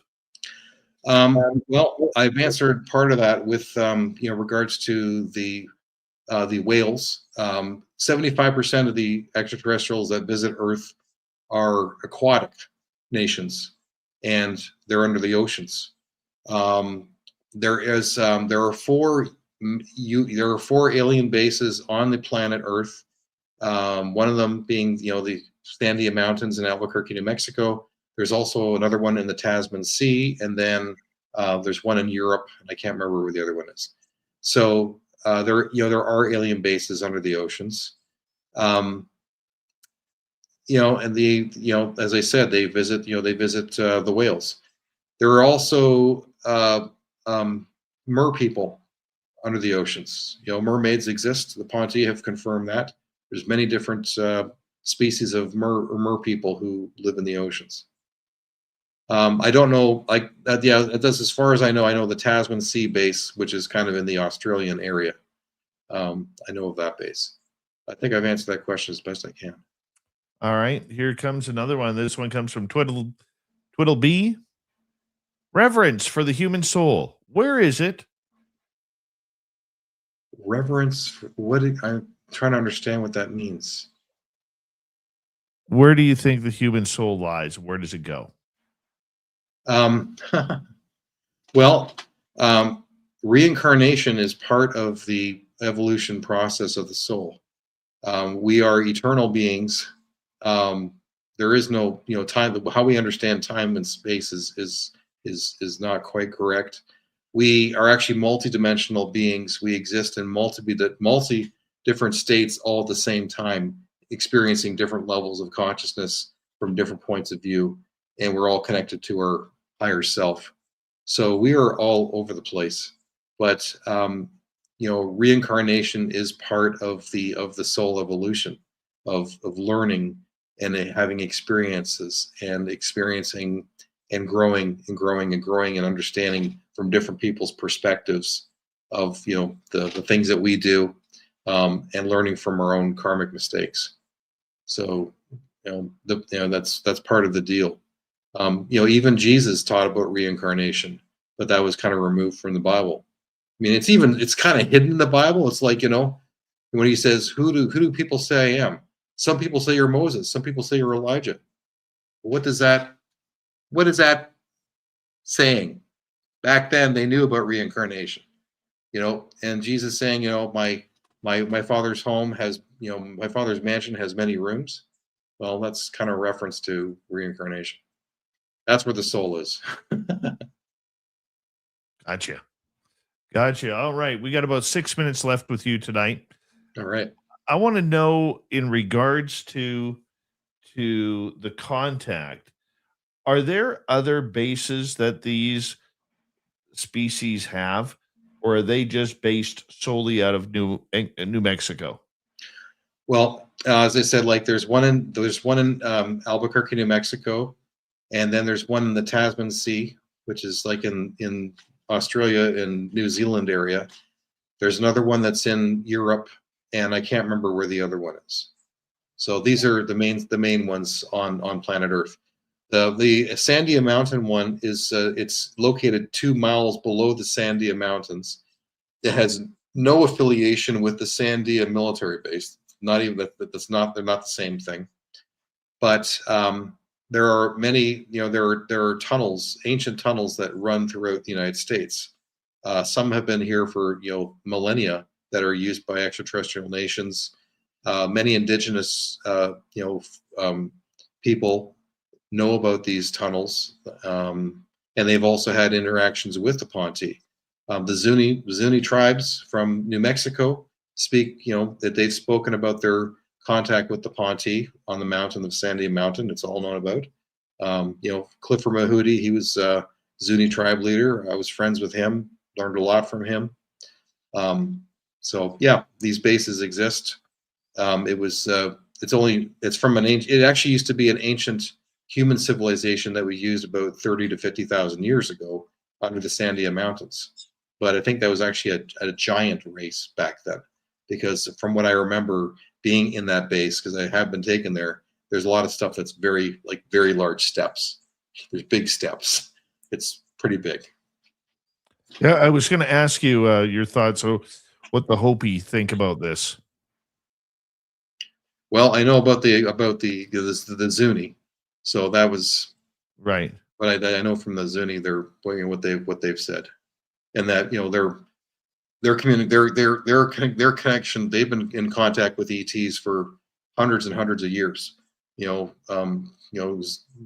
Mahudi talks a lot about the Kachinas and meeting with star nations. They call them star nations, where they learned their language, and also they did a lot of trading. So a lot of trading took place. Overall, the message from a lot of alien species seems to be the same. It is all about trying to protect the planet, protect Mother Earth. We got to start treating her better. We have to do all of this. It doesn't matter what the species is, it is always the same message. What is your thoughts on that? Because a lot of people might look at that from a skeptical background and say, well, that's a pretty obvious yet vague answer to a giant problem with humanity. Oh boy. Well, what the Ponte have said is that what we're experiencing, with the planet and the changes that are going on the planet, where people think it's caused by climate change, these are actually naturally occurring events that take place just before a extinction level event. So while the governments of the world are screaming, "Oh, the poles are melting and everything is going to burn in fire," when in fact actually the truth is that we are heading for the next ice age. The oceans have already slowing down the currents.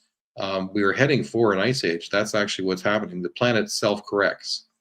So that's, and it happens naturally. It's mostly natural, but a lot of it's not really due to human a portion of it is due to human activity, but really not a lot of it. It has to do with what's going on with our sun, and our sun, how it affects our planet. That's what's actually happening.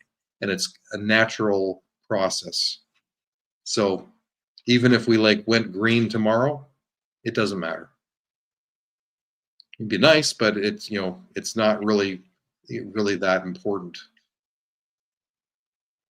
Well, with a minute to go here, I want to say, Kevin, thank you so much for coming on Spaced Out Radio. It's always fun to chat. You're so eloquent in the way you describe everything, and I really do appreciate that. You make it easy for our audience. Oh, good. Glad to hear that. Yeah, people, you can follow me. Follow me on Facebook. Kevin Estrella. My website, pyramidsonmars.com. My radio show is on the Artist First Network, and there's 10 years of podcasts you can download and listen to. I interview experiencers, researchers, and hybrids, people who are more ET than human. So that's where you can follow me and where you can get more information. And please follow the Ponte, officialfirstcontact.com. Download the primer and practice 30 minutes a day for 100 days, and you will have contact. Whether it's just, you see a light in the sky moving across, and then you say blink, blink, and they flash their lights at you. Maybe that's all you need. Maybe that's as comfortable as you are, but that's fine. You want to have ET contact, download the primer. I told you want to have a piece of paper. It's going to give you information. I appreciate you, my friend Kevin. Thank you so much for coming back on Spaced Out Radio. I greatly appreciate that. Coming up next, Swamp Dweller will kick things off. Extra Small Lee Strauss is here. And for a short time, Lorian Fenton as well. We'll be right back. You're listening to Spaced Out Radio with your host, Dave Scott.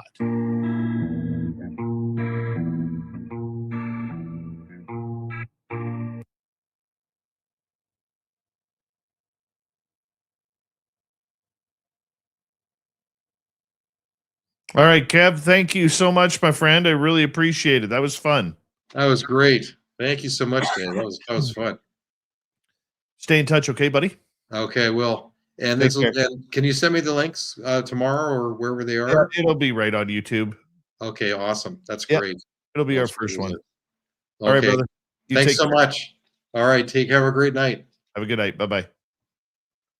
All right, Kevin Estrella, everybody. I'm going to take a quick break, and then we'll be right back with the Small and Lorian.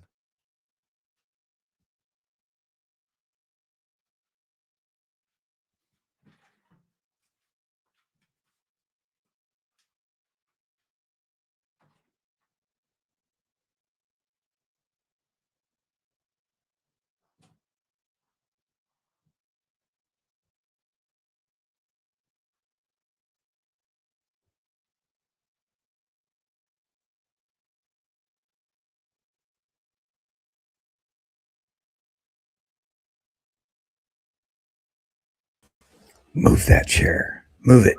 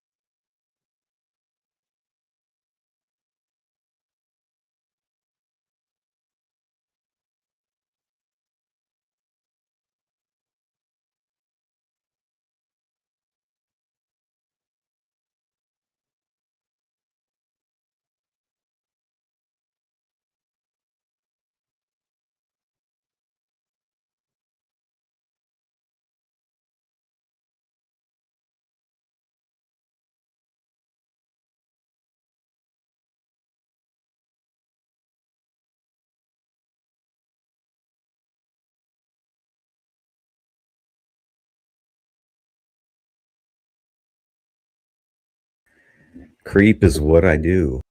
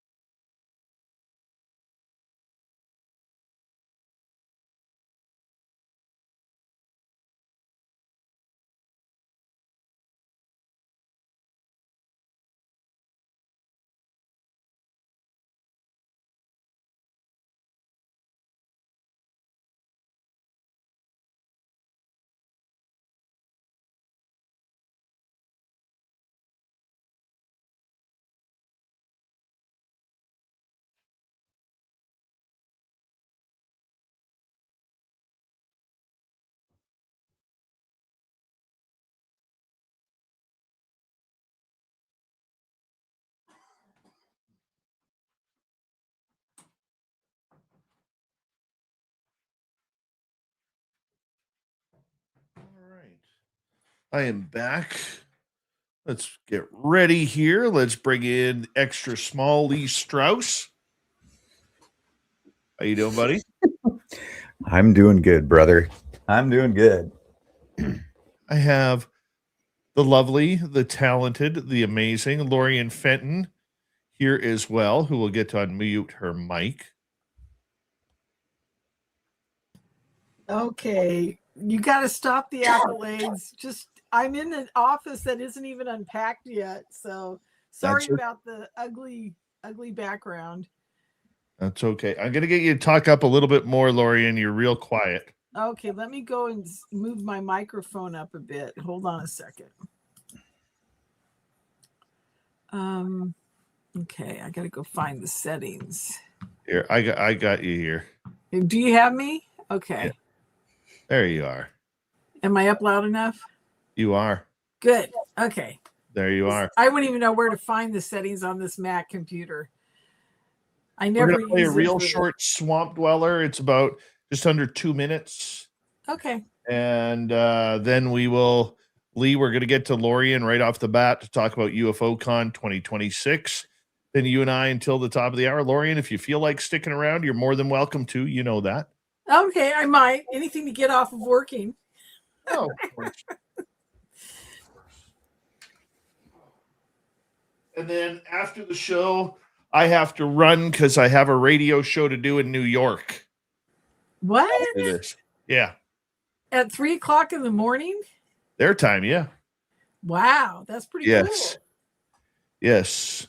All right, we're coming back in 5 seconds. Thank you, Shogun, for our lone super chat of the night. And here we go, everybody.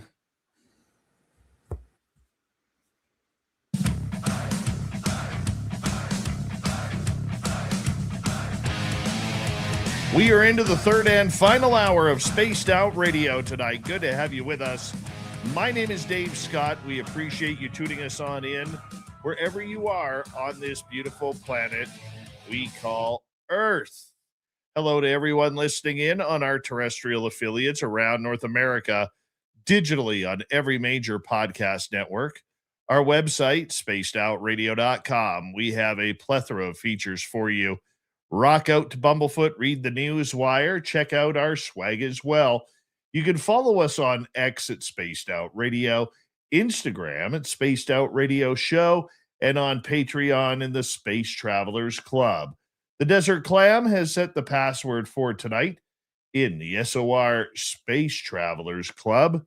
Daisier. Daisier is your password. Use it wisely, Space Travelers, as the Clam sets the password each and every night right here on Spaced Out Radio. Let's head to the swamp. Hello and welcome to Spaced Out Radio's Swamp. I'm Swamp Dweller, and tonight I'm going to take you on a mystic journey of the unknown, sharing tales of monsters, legends, and nightmares. Welcome to the Spaced Out Radio Swamp. This event happened 14 years ago. I was 13 years old at the time. My family loved camping in our trailer, so we decided to go camping in the middle of Easter break. This trailer was over 20 years old, so it didn't look enjoyable. We decided to go to the Michaud State Forest. This was about 2,000 miles away from us. Once we got there, we noticed only one other camper at the campsite. This camper looked brand new and had no windows. Our family was not concerned. However, being younger, I was kind of freaked out. I have always been a paranoid child for whatever reason. I read stories about how kidnappers who would live in the middle of nowhere, in state forest and just woods in general, and always have these types of campers. That night, we decided to make a campfire to toast some marshmallows. Every once in a while, I would look back at that trailer and wonder who was there. After we ate all of our s'mores, we went to sleep. I decided to lock the door, and I had a strange feeling that we needed to close it. I'm a very light sleeper, so I woke up to the sound of the door handle rattling ever so slightly. I saw I was the only one awake, so I was petrified. I decided to sit up, look out the window. Outside, there was an older man that was jiggling the doorknob. It was, of course, locked, but he was still trying to open the door like no one's business. Even more frightening, he was holding a knife. I immediately, after seeing that, woke up my parents. The older man heard me wake up my parents because he had run into the woods. After they listened to what had happened, we packed up all of our stuff, drove out of there, and reported it to the police. And they checked the area where we were. The new camper was still there at the campsite. When they went inside the trailer, they found the deceased body of a family of 5. There were knife wounds all over their bodies. I can't imagine what would have happened if we didn't lock that door that night.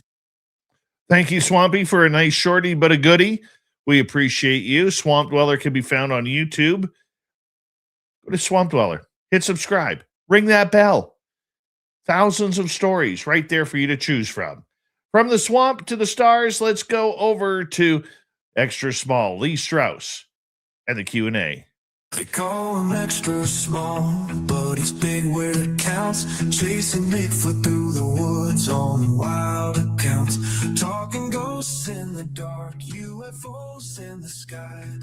Aliens laughing while they're cruising by. Yeah, Lee Strauss is out there. Hear that cosmic call? He's the legend of Element 115.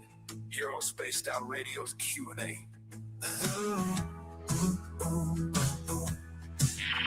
Always good to have you here, Lee Strauss. How are you tonight? I am fantastic, Dave. You're looking fantastic, my friend. Looking fantastic and fit. And of course, we have a special guest here tonight. She is one of my heroes, one of my idols in this field. She is a mentor of mine, and she is also the creator and the host of UFO Con 2026 in San Francisco, California. The website, CA for California, caufocon.com. Lorian Fenton, thank you so much for being in here. And we bring you in every year at this time to promote your amazing event. And this is, one of the events that I look forward to every year. And you allow me the opportunity to come down there every year, bring some of our Spaced Out Radio listeners to come on in and hang out with a bunch of great people in the UFO world. And you allow me to buy you Taco Bell. Oh my God. Dave, if you didn't come down, there'd be no Taco Bell in the Bay Area. I swear to God. Oh, I know. I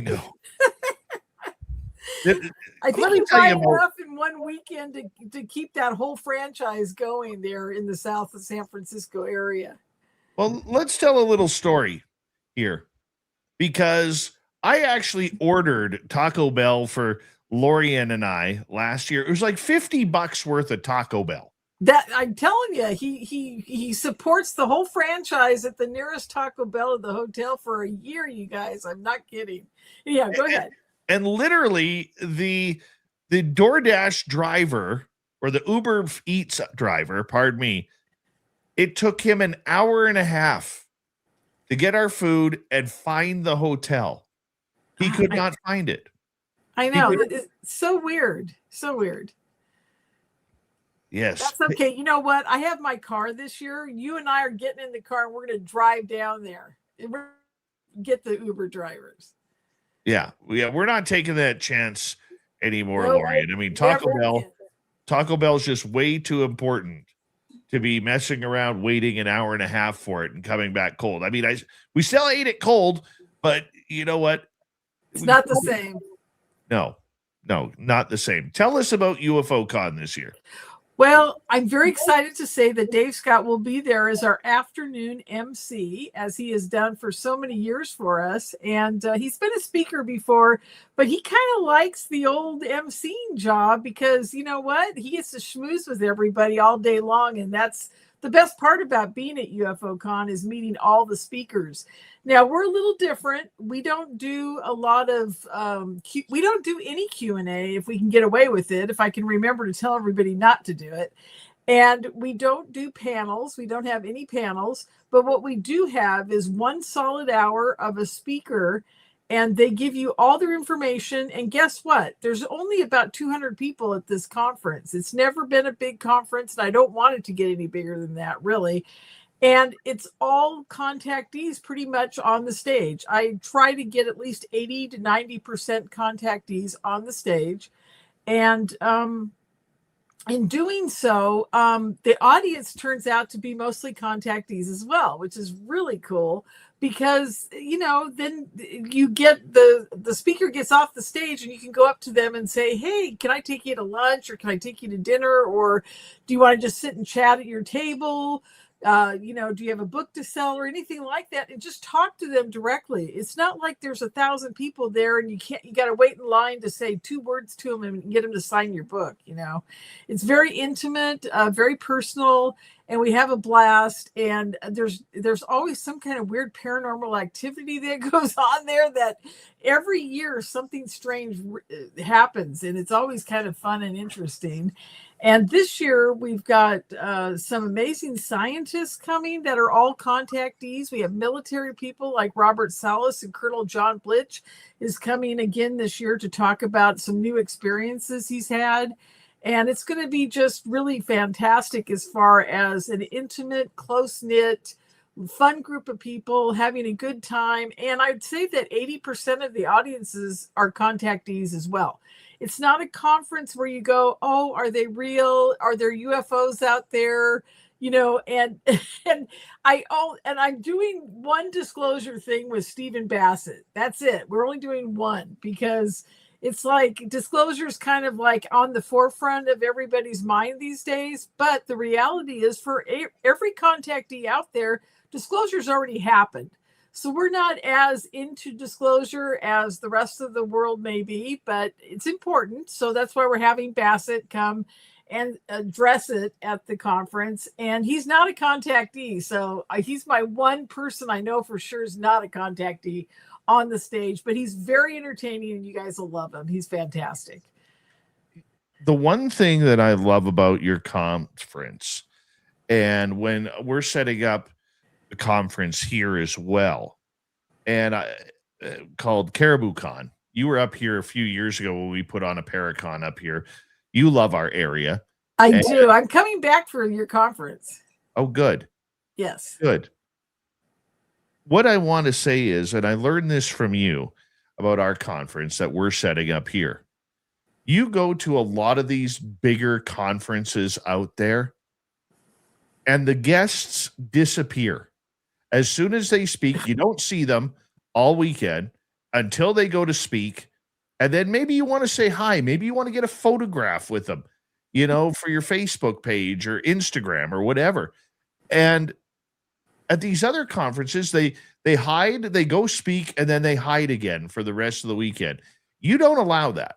No, I don't. And I don't allow filmmakers to come in unless they're pre-qualified by me. And I only have, Mr. Rob G is going to be our podcaster. I only allow one podcaster in the building and recording, podcasting. And I only allow myself to do a little extra filming.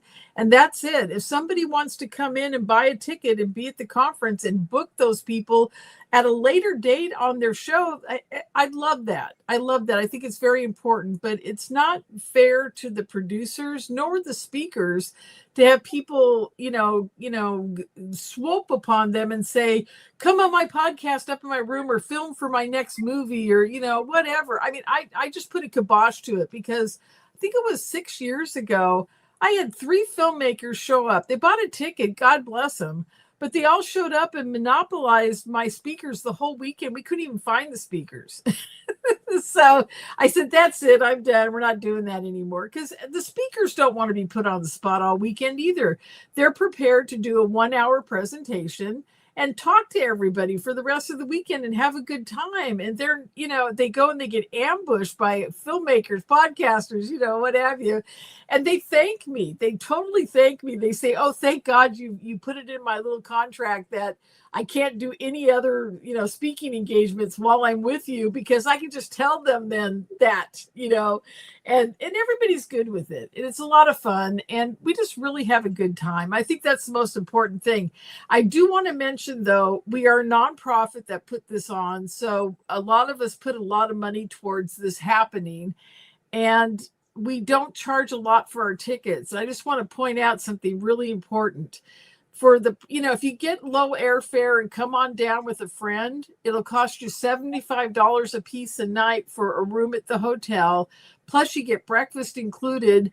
And if you do drive, the parking's free if you're staying at the hotel. And that's unheard of in San Francisco, you guys. I mean, literally, I went to 20 hotels looking for somebody who would give me free parking because the parking's $35 to $48 a day near the airport at all the other hotels. This is the only hotel I could find with free parking as part of the deal. So, and also they threw in breakfast because I made that happen too. So, long story short, for $150 plus the price of a ticket, which is around $300, you guys, that's the price of a ticket to go anywhere else to any other conference, just about, and you get your hotel with it, and the whole bit. So there you go. I love it. I love it. That is absolutely awesome. Absolutely awesome. And I love it that our Spaced Out Radio listeners head there.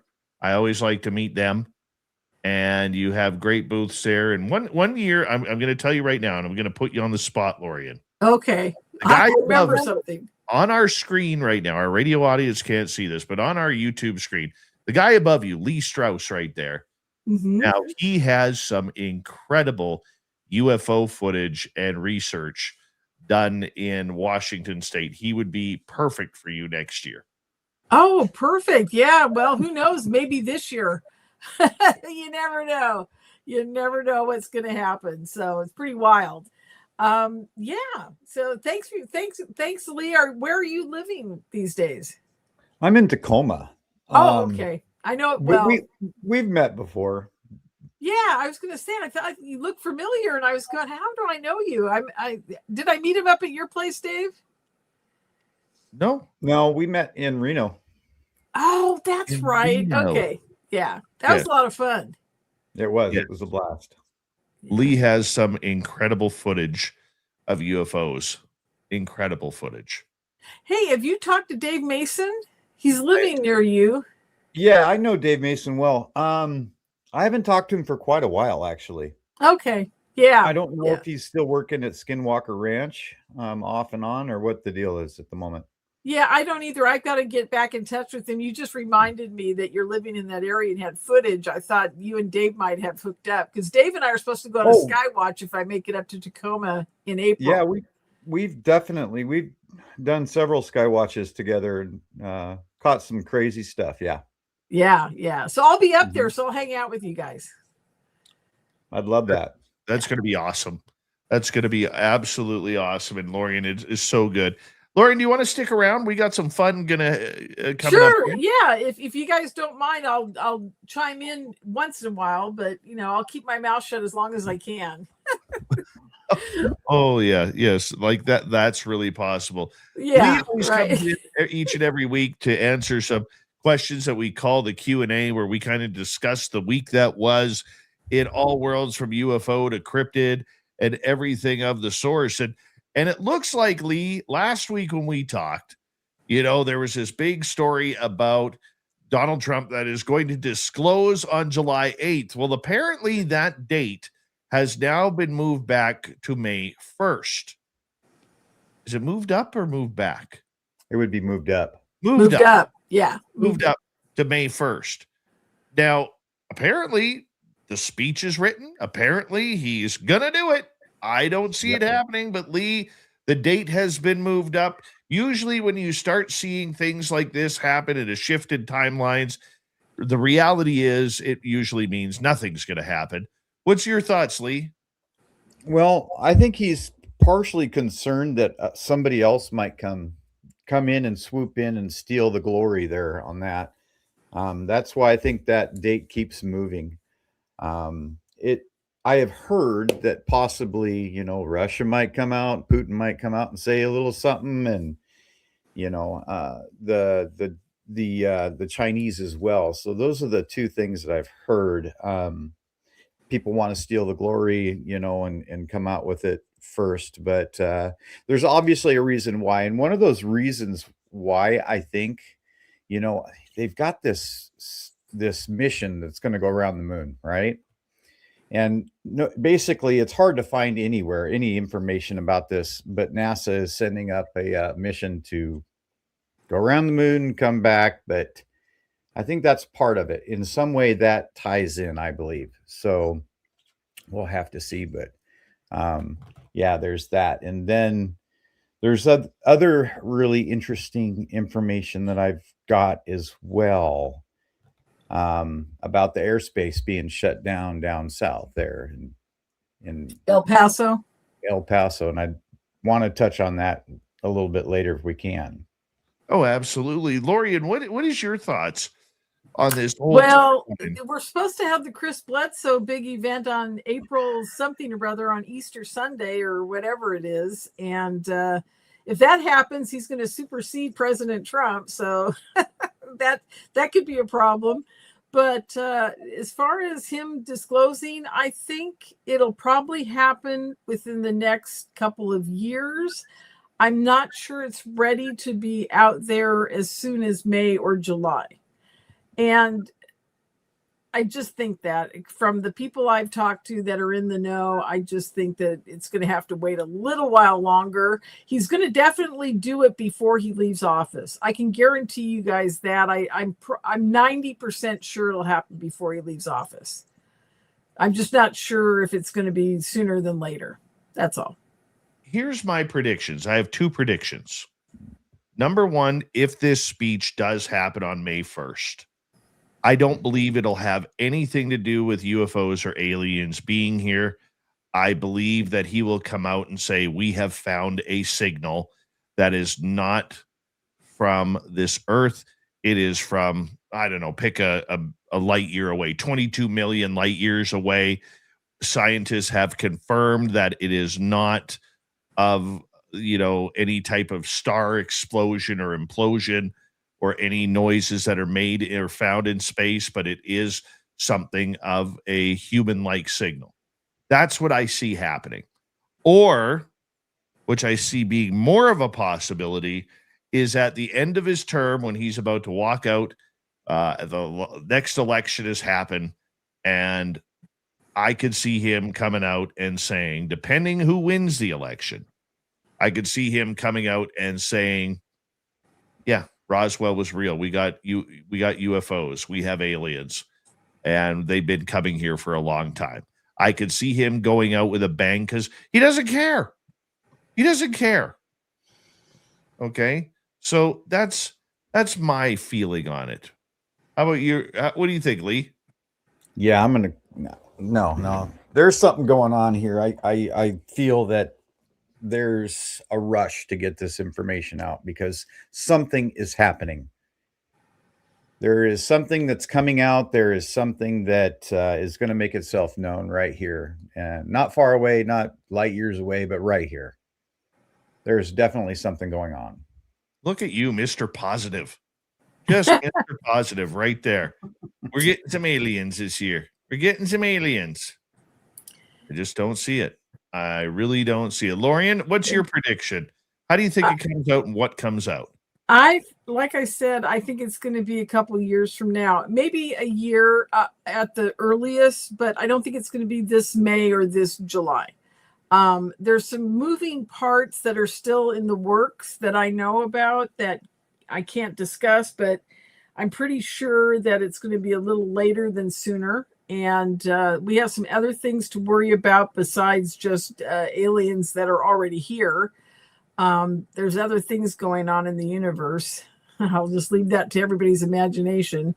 And that there's a lot of talk between nations. Let's just put it that way on this subject. Like it's never been talked about before, like it's being talked about now.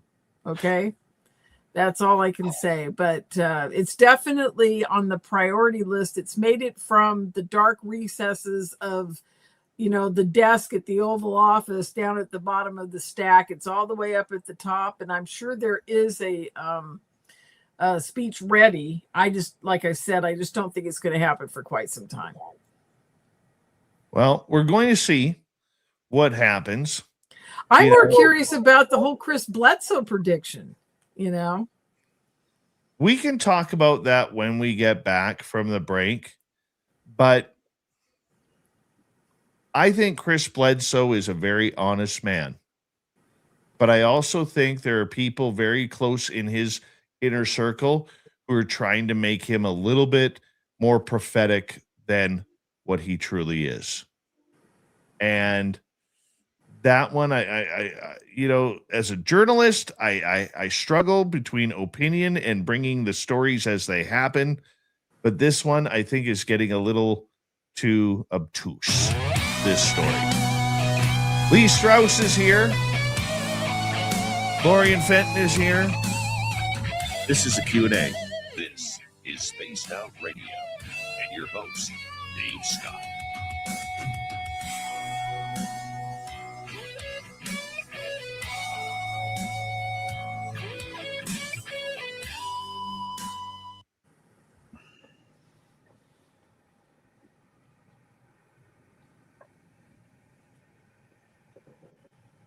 Lee, we have had so much snow melt up here. Yeah. I might try and get out to the site on Sunday. Do it, man. Do it. Absolutely. Get out there. If there's still a little bit of slush and snow out there, you might find some footprints. So make sure. I may go for a trek, my friend. Yes. The one thing I did want to say though is, Disclosure Day comes out on June 12th. So maybe Trump's trying to get ahead of that. But what kind of disclosure is going to happen if he doesn't do it? It's just going to be the same old thing it's always been, right? Danny Sheehan saying, "Oh, you got to pay attention," and Steve Bassett saying, "You got to pay attention," and Disclosure Day being the movie. Oh, the movie. I'm sorry, I forgot the name of the movie. You're right. It does come out then. But hey, maybe he's waiting for that to come out before he does anything, because that'll kind of put it into people's heads that it's real, He needs all the help he can get. If what Dave's saying is true about the May date, June 12th would be right after that. So who knows? But I definitely think something is afoot. And I don't know exactly what it is. Yes, there's a lot of movement around the topic. There's tons of stuff going on with it. And he does want to be the disclosure president. That is a fact. And he does want to do it before he leaves office. That's a fact too. And I would say that if I didn't know it as an absolute truth. But I'm telling you guys, I know it is true, and it's absolute. He's going to do it before he leaves office. Unless something happens and he can't. I mean, if something really horrific happens and he can't do it because we're in danger if he does it, then he won't do it. But as far as the way it is right now, with the fact that he knows they're real and that he knows UFOs are flying around in our space all the time and he knows aliens are here all the time, I'm not sure he's going to disclose it that far. I think you're right, Lee. I think he's going to say something along the lines of, we're not the only people in the universe. We have had crashes here on the planet. We have discovered bodies of aliens. I don't think he's going to go the full boat or the full Monty. No, they want to control the narrative, of course. Exactly. Exactly. It's better to control the narrative than have things leak out. And well, they're already controlling the narrative with only giving certain podcasters the ability to even talk about it. Oh, time out a second here. Yeah. I love what you just said. You know why? Because I have had people screaming and yelling in my chat room that I am just a whiner and complainer. You are not a whiner and complainer. You are touching upon the fact of the dark side of this whole podcasting disclosure thing, is that they have anointed certain people to do it, and it goes along the lines of Redacted and what's the other one? The one Ryan, the Ryan Show, whatever. He every once in a while he has somebody on about UFOs and aliens, and it's just the main podcasters. And our king of all of it is Jesse Michaels and his counterpart there up in Canada with you. Ramsey. Yes. Chris and Jesse have been the anointed too, that I can tell. They're doing their old sideshow now, in theaters. Come see them, It's turned. Do you know about that, Dave? Oh, yeah. Yeah. I mean, it's turned into a circus. I mean, honestly, and I'm not saying this like I'm the queen of anything, you guys, but I know more in one hand than those two will probably know their whole life, only because, not that I know about the part they're getting from the government about disclosure. I may know about that, I may not, because we're in different tracks on that. But as far as the whole universe of ufology goes, it's very difficult for me to watch after immersing myself in it for 55 years now, and knowing that when I even watch Gerb's, which are wonderful videos, don't get me wrong, I adore them, that's why I watch them, but even watching Gerb stuff, I'm finding mistakes that aren't true about the whole incident that happened. And they're just little mistakes here and there, but are enough to throw off the narrative of the real story and the truth. And that bothers me because I'm not sure it's on purpose or by accident. On purpose, probably. Definitely on purpose, from what I'm hearing. Yeah. So, there's just a lot of problems around all of this. And I don't want to be a complainer either. That's why I keep my mouth shut about it. But tonight, I think it's important that people understand, Dave Scott and Lorian Fenton are not the top podcasters around this, and we're not allowed to be. Hold that thought. We got to get going right now.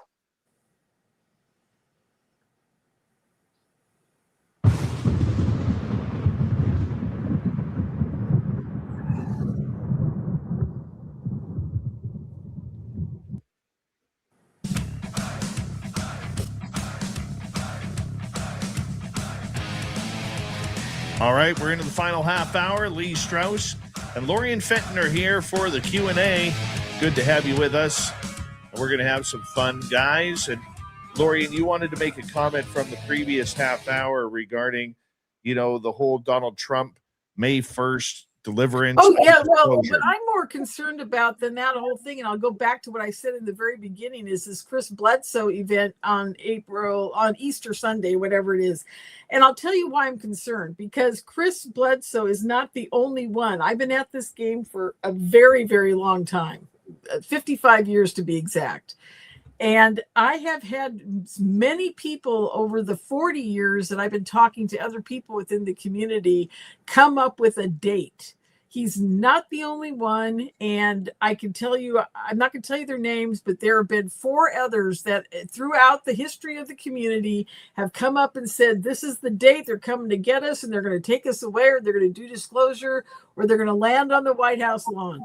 And it never happens. And I even told a very close friend of mine about 5 years ago, he got the information it was a certain date. He got a hold of Lou Elizondo and a couple other people, and he told them the date. And of course, it came and went, nothing happened. So what did that do to his credibility? Again, it just kind of made him look bad. And I'm sorry to say, it's just that everybody gets a date and a time, but that doesn't mean it's going to happen then. It may be a thing for you personally that's going to happen at that moment in time, and maybe you need to pay attention to it. And maybe it's just for you or your family or your friends or whatever. But I don't think there's ever going to be some one person that can say, I have a date and time that this is going to happen, unless they're in total communication with the ETs that are in touch with the military, working with the military, and working with the dark projects. Unless they're talking to them and they say, oh, by the way, military, we've got a flotilla coming on this day, then we better be afraid, because the military has a date and we're not going to be privy to it. So anyhow, that's just my opinion on the whole giving a date for disclosure thing.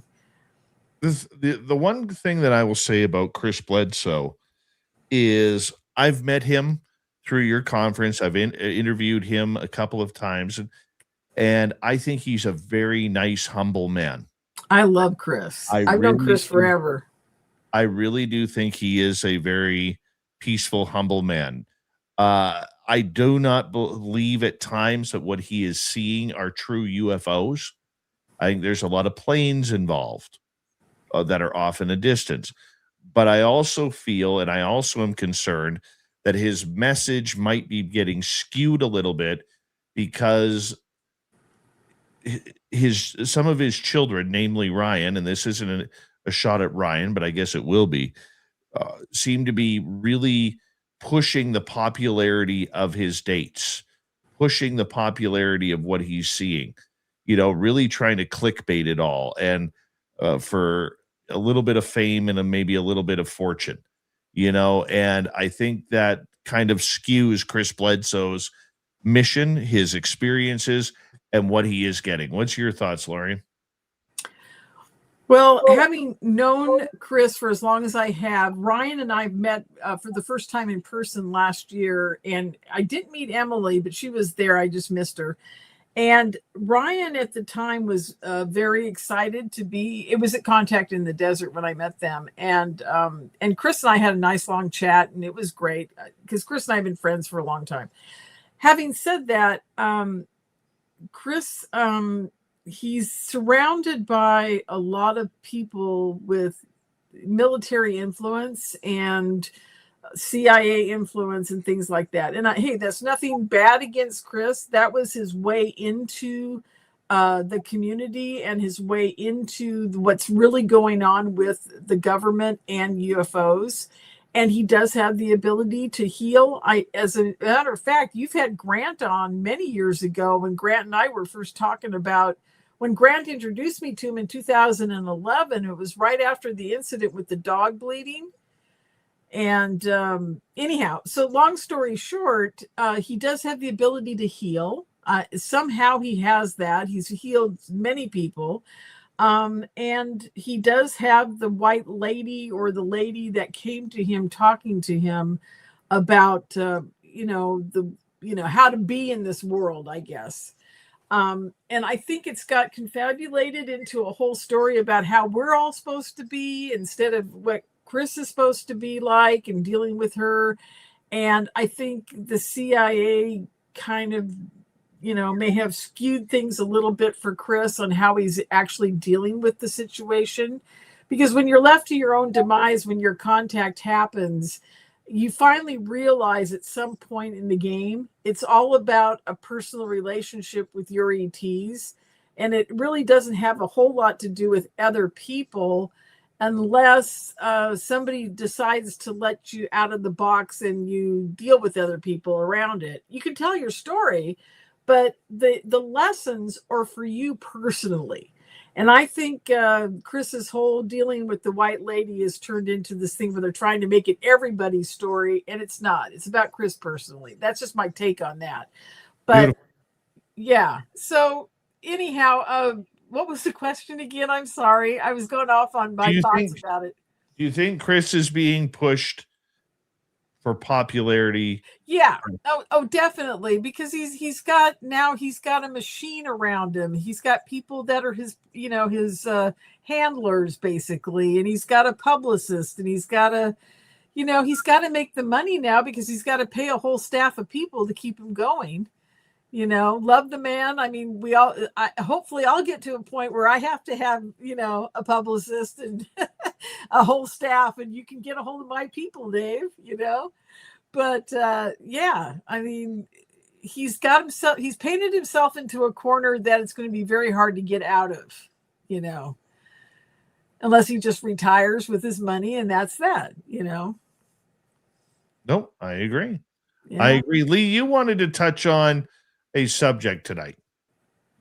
Yeah, the whole thing that happened down there in El Paso, and the taking up the airspace for 10 possible days. And why was that? What happened, right? What I think was going on at White Sands is they were testing some sort of new laser weapon system. And they thought at one time that they had possibly shot down a UFO. Now, that when humans' minds are involved in, capturing UFOs on camera or something like that, the ETs seem to know about it, right? They react to being filmed, or they react to somebody asking them to flash in the sky and that sort of thing. Well, I was thinking maybe they were using some sort of an AI guided laser system that would target a UFO and fire upon a UFO, basically taking humans out of the equation completely. if they're able, if the ETs are able to read our minds and that sort of thing. So I think they believed that they had shot something down and said, whoa, well, no traffic whatsoever. I don't care what it is. We don't want it flying because we need to go recover this craft or this object or whatever they were shooting at. And people saw, bright lights in the sky, like maybe something had blown up or whatever it was. So, of course, they sent out a mission right away to try to figure out where this craft may have landed or crashed or whatever, and there was nothing there. And that's why they said, okay, let's go ahead and, is that really relevant to 10 days of the airport being shut down or the airspace being shut down? Yeah, that's what they said. That's because I think that they were thinking they needed to do a recovery mission at that point in time, and they didn't know how long it was going to take.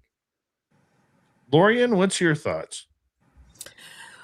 I agree with Lee. I think they were testing some type of weapon, definitely lasers, because they even said there was some kind of laser system being involved in this whole shutdown. I was wondering if they might have, blown out the communications tower in some way. Did we ever hear about whether the communications tower at El Paso International had any problems? Because that would take about 10 days to fix if they wiped it out by accident. Lee, did you hear anything? I didn't hear anything about that.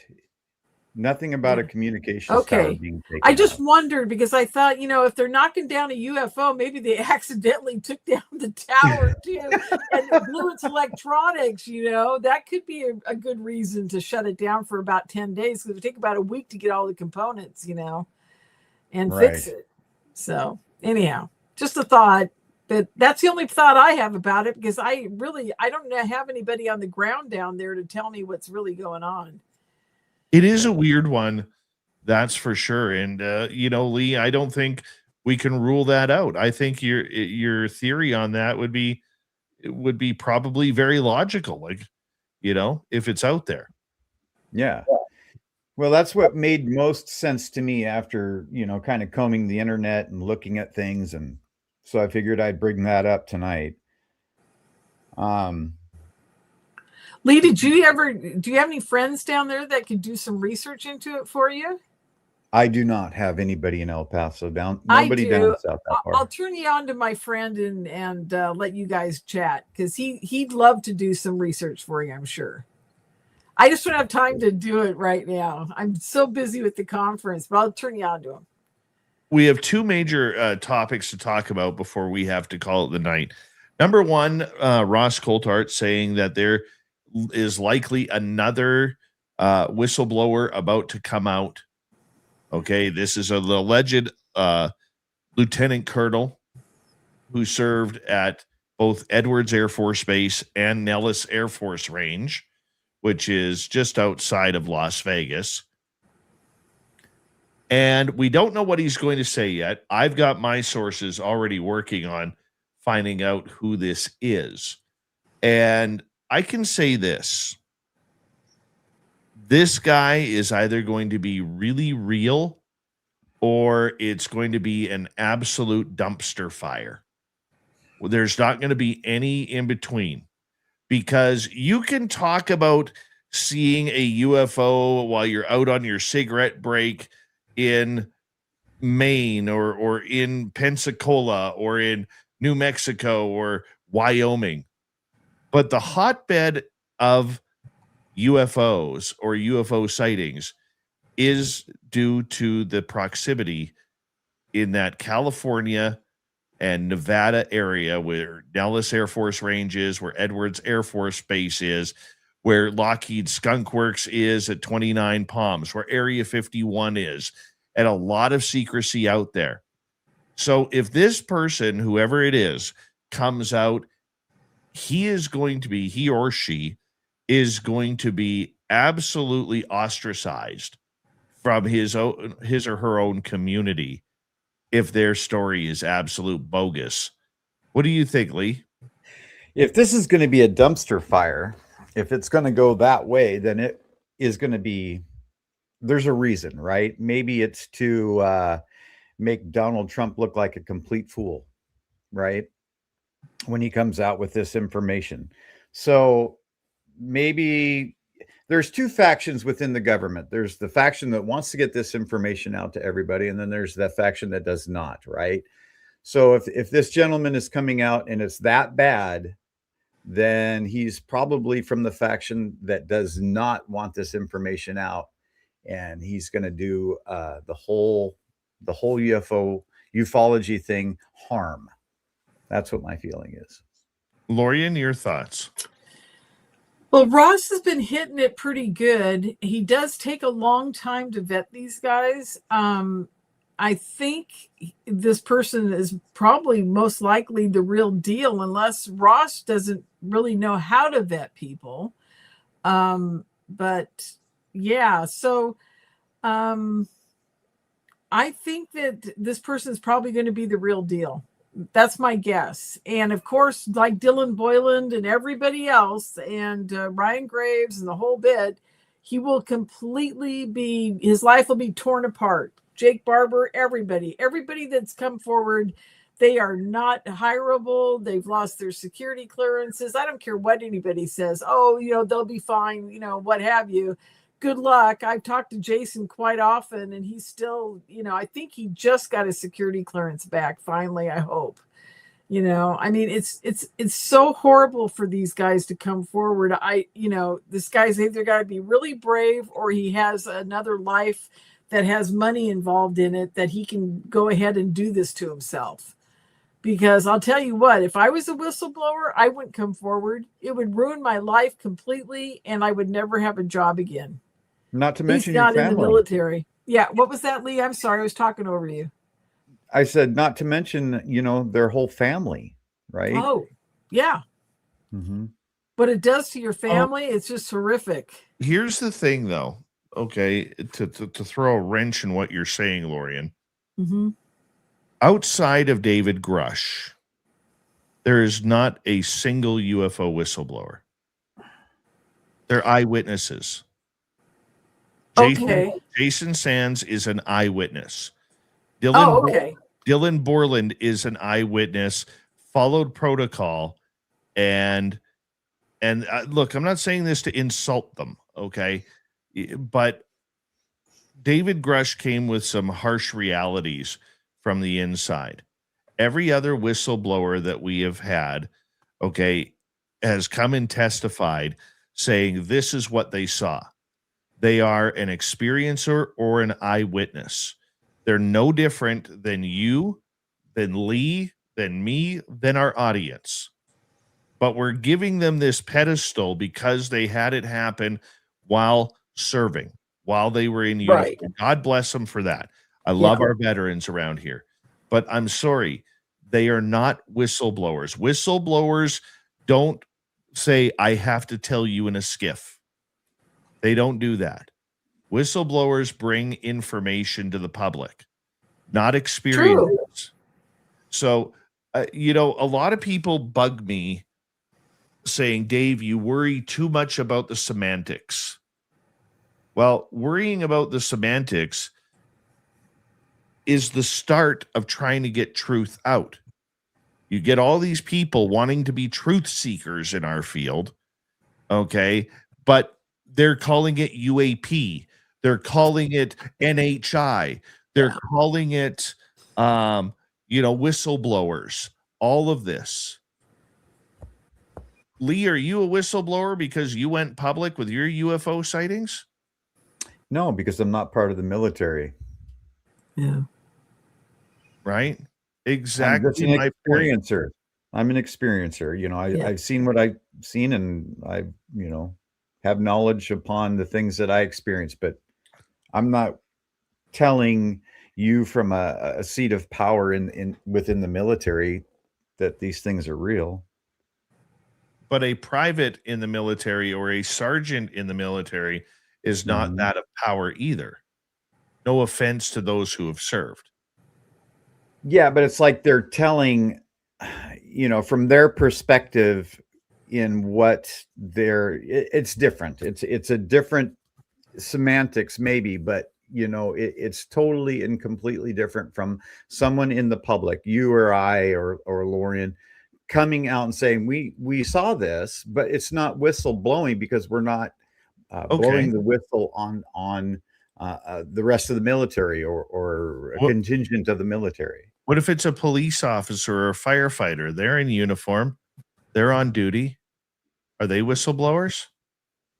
Maybe if they out their they're a section of whoever they work for. I just think it's different. Well, I got to chime in because I think Dylan Boylan actually is a whistleblower because he talked about the way he was treated. I'll give you that one. Harassed, and he was whistleblowing on his treatment, not the UFO itself. He was whistleblowing about what happened to him. It was disgusting how he was treated. Yeah, exactly. We have to move on. We only got about a minute and a half here, and I want to touch on this. Lorian, I want your opinion on this first. Nick Pope coming out and saying that he has cancer. It's stage 4 esophageal cancer. There's nothing that can be done. Don't ask him to fight it. Don't ask him to try and that we're going to all go no, and try and heal him because he's beyond that point. I feel so bad. I feel terrible. When I found out, I cried. I've known Nick for a long time. We're not close or anything, but I've had a drink with him. I hang out with him for over 20 years at the bar at every conference. And, he's a very sweet man. And he did a really great job a few years ago at the MUFON meeting, the MUFON conference. He did a great presentation as our keynote speaker. And I just loved him for it. And I went up and told him it was the best thing he ever did. And so, he can go out in a blaze of glory knowing that he's helped contribute to our disclosure movement and the UFO, moving it forward, moving the needle forward. And I love the man, and I'm just sad that he's not trying to fight it, Yeah, I think it's to the point where the doctors have given him. Yeah, I think so too. Lee, you get the 25 seconds on this. I met Nick Pope at a casino up over by Ocean Shores. I'm trying to remember, Quinault Beach Casino. And he's just a humble man, very, very nice. And I feel horrible about what he's going through and his family's going through right now. Yeah, us too. We wish him Godspeed on whatever days he has left and then on to his next journey. And I never, was very much a supporter of his, but you know what? There's a human side to it as well. And from everything I've heard about the human side of Nick Pope, he is an absolute gentleman and a nice man. And, Godspeed to him. Lorian, thank you. Lee Strauss, thank you. As we say hello to Mr. Ron Bumblefoot Thal, rocking in the background with Little Brother is Watching. Bumblefoot is the official music of Spaced Out Radio, rocking us in and out of every single show. Get your horns up for the guitar god himself. Special thanks to everybody listening in at work, at home, in your cars, wherever you may be. Thank you to everyone in our chat rooms tonight. YouTube, Twitch, LGAP, Facebook, Spreaker, LinkedIn, the Space Travelers Club, and on X at hashtag Spaced Out Radio.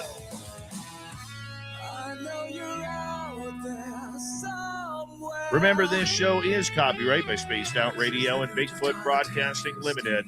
Thank you so much for choosing to share your evening with us, because together, my friends, we're watching. We own the night. Mr. Bumblefoot, we need a favor. We need you to take us home.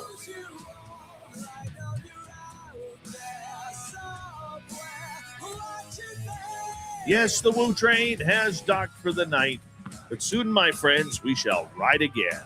Your seats are always available. Your tickets never expire.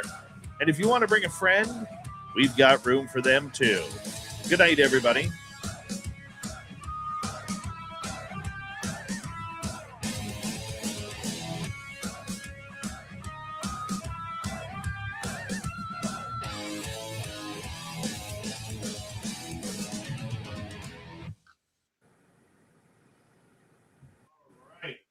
clear.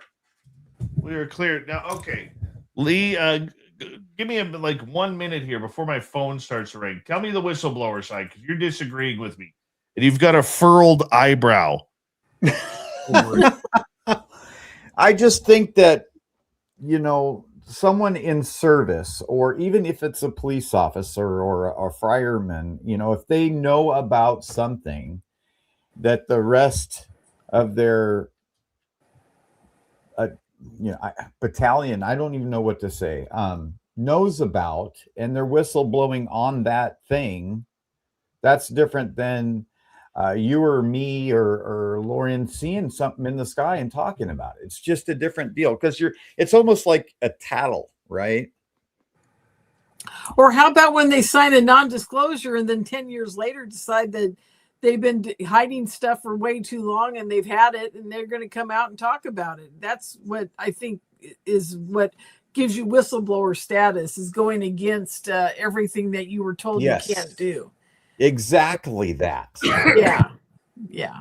So, but telling your story publicly is just an experience. Exactly. And I would say that 80% of the people that are out there right now are that they call whistleblowers or whatever are just telling their experience.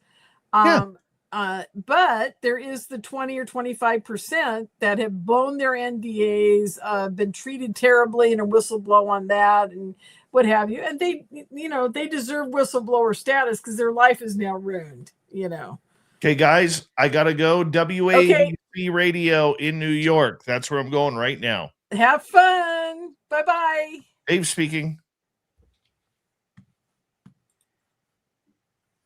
Awesome. I am here for you. I literally just logged off my show, and I'm ready for you guys.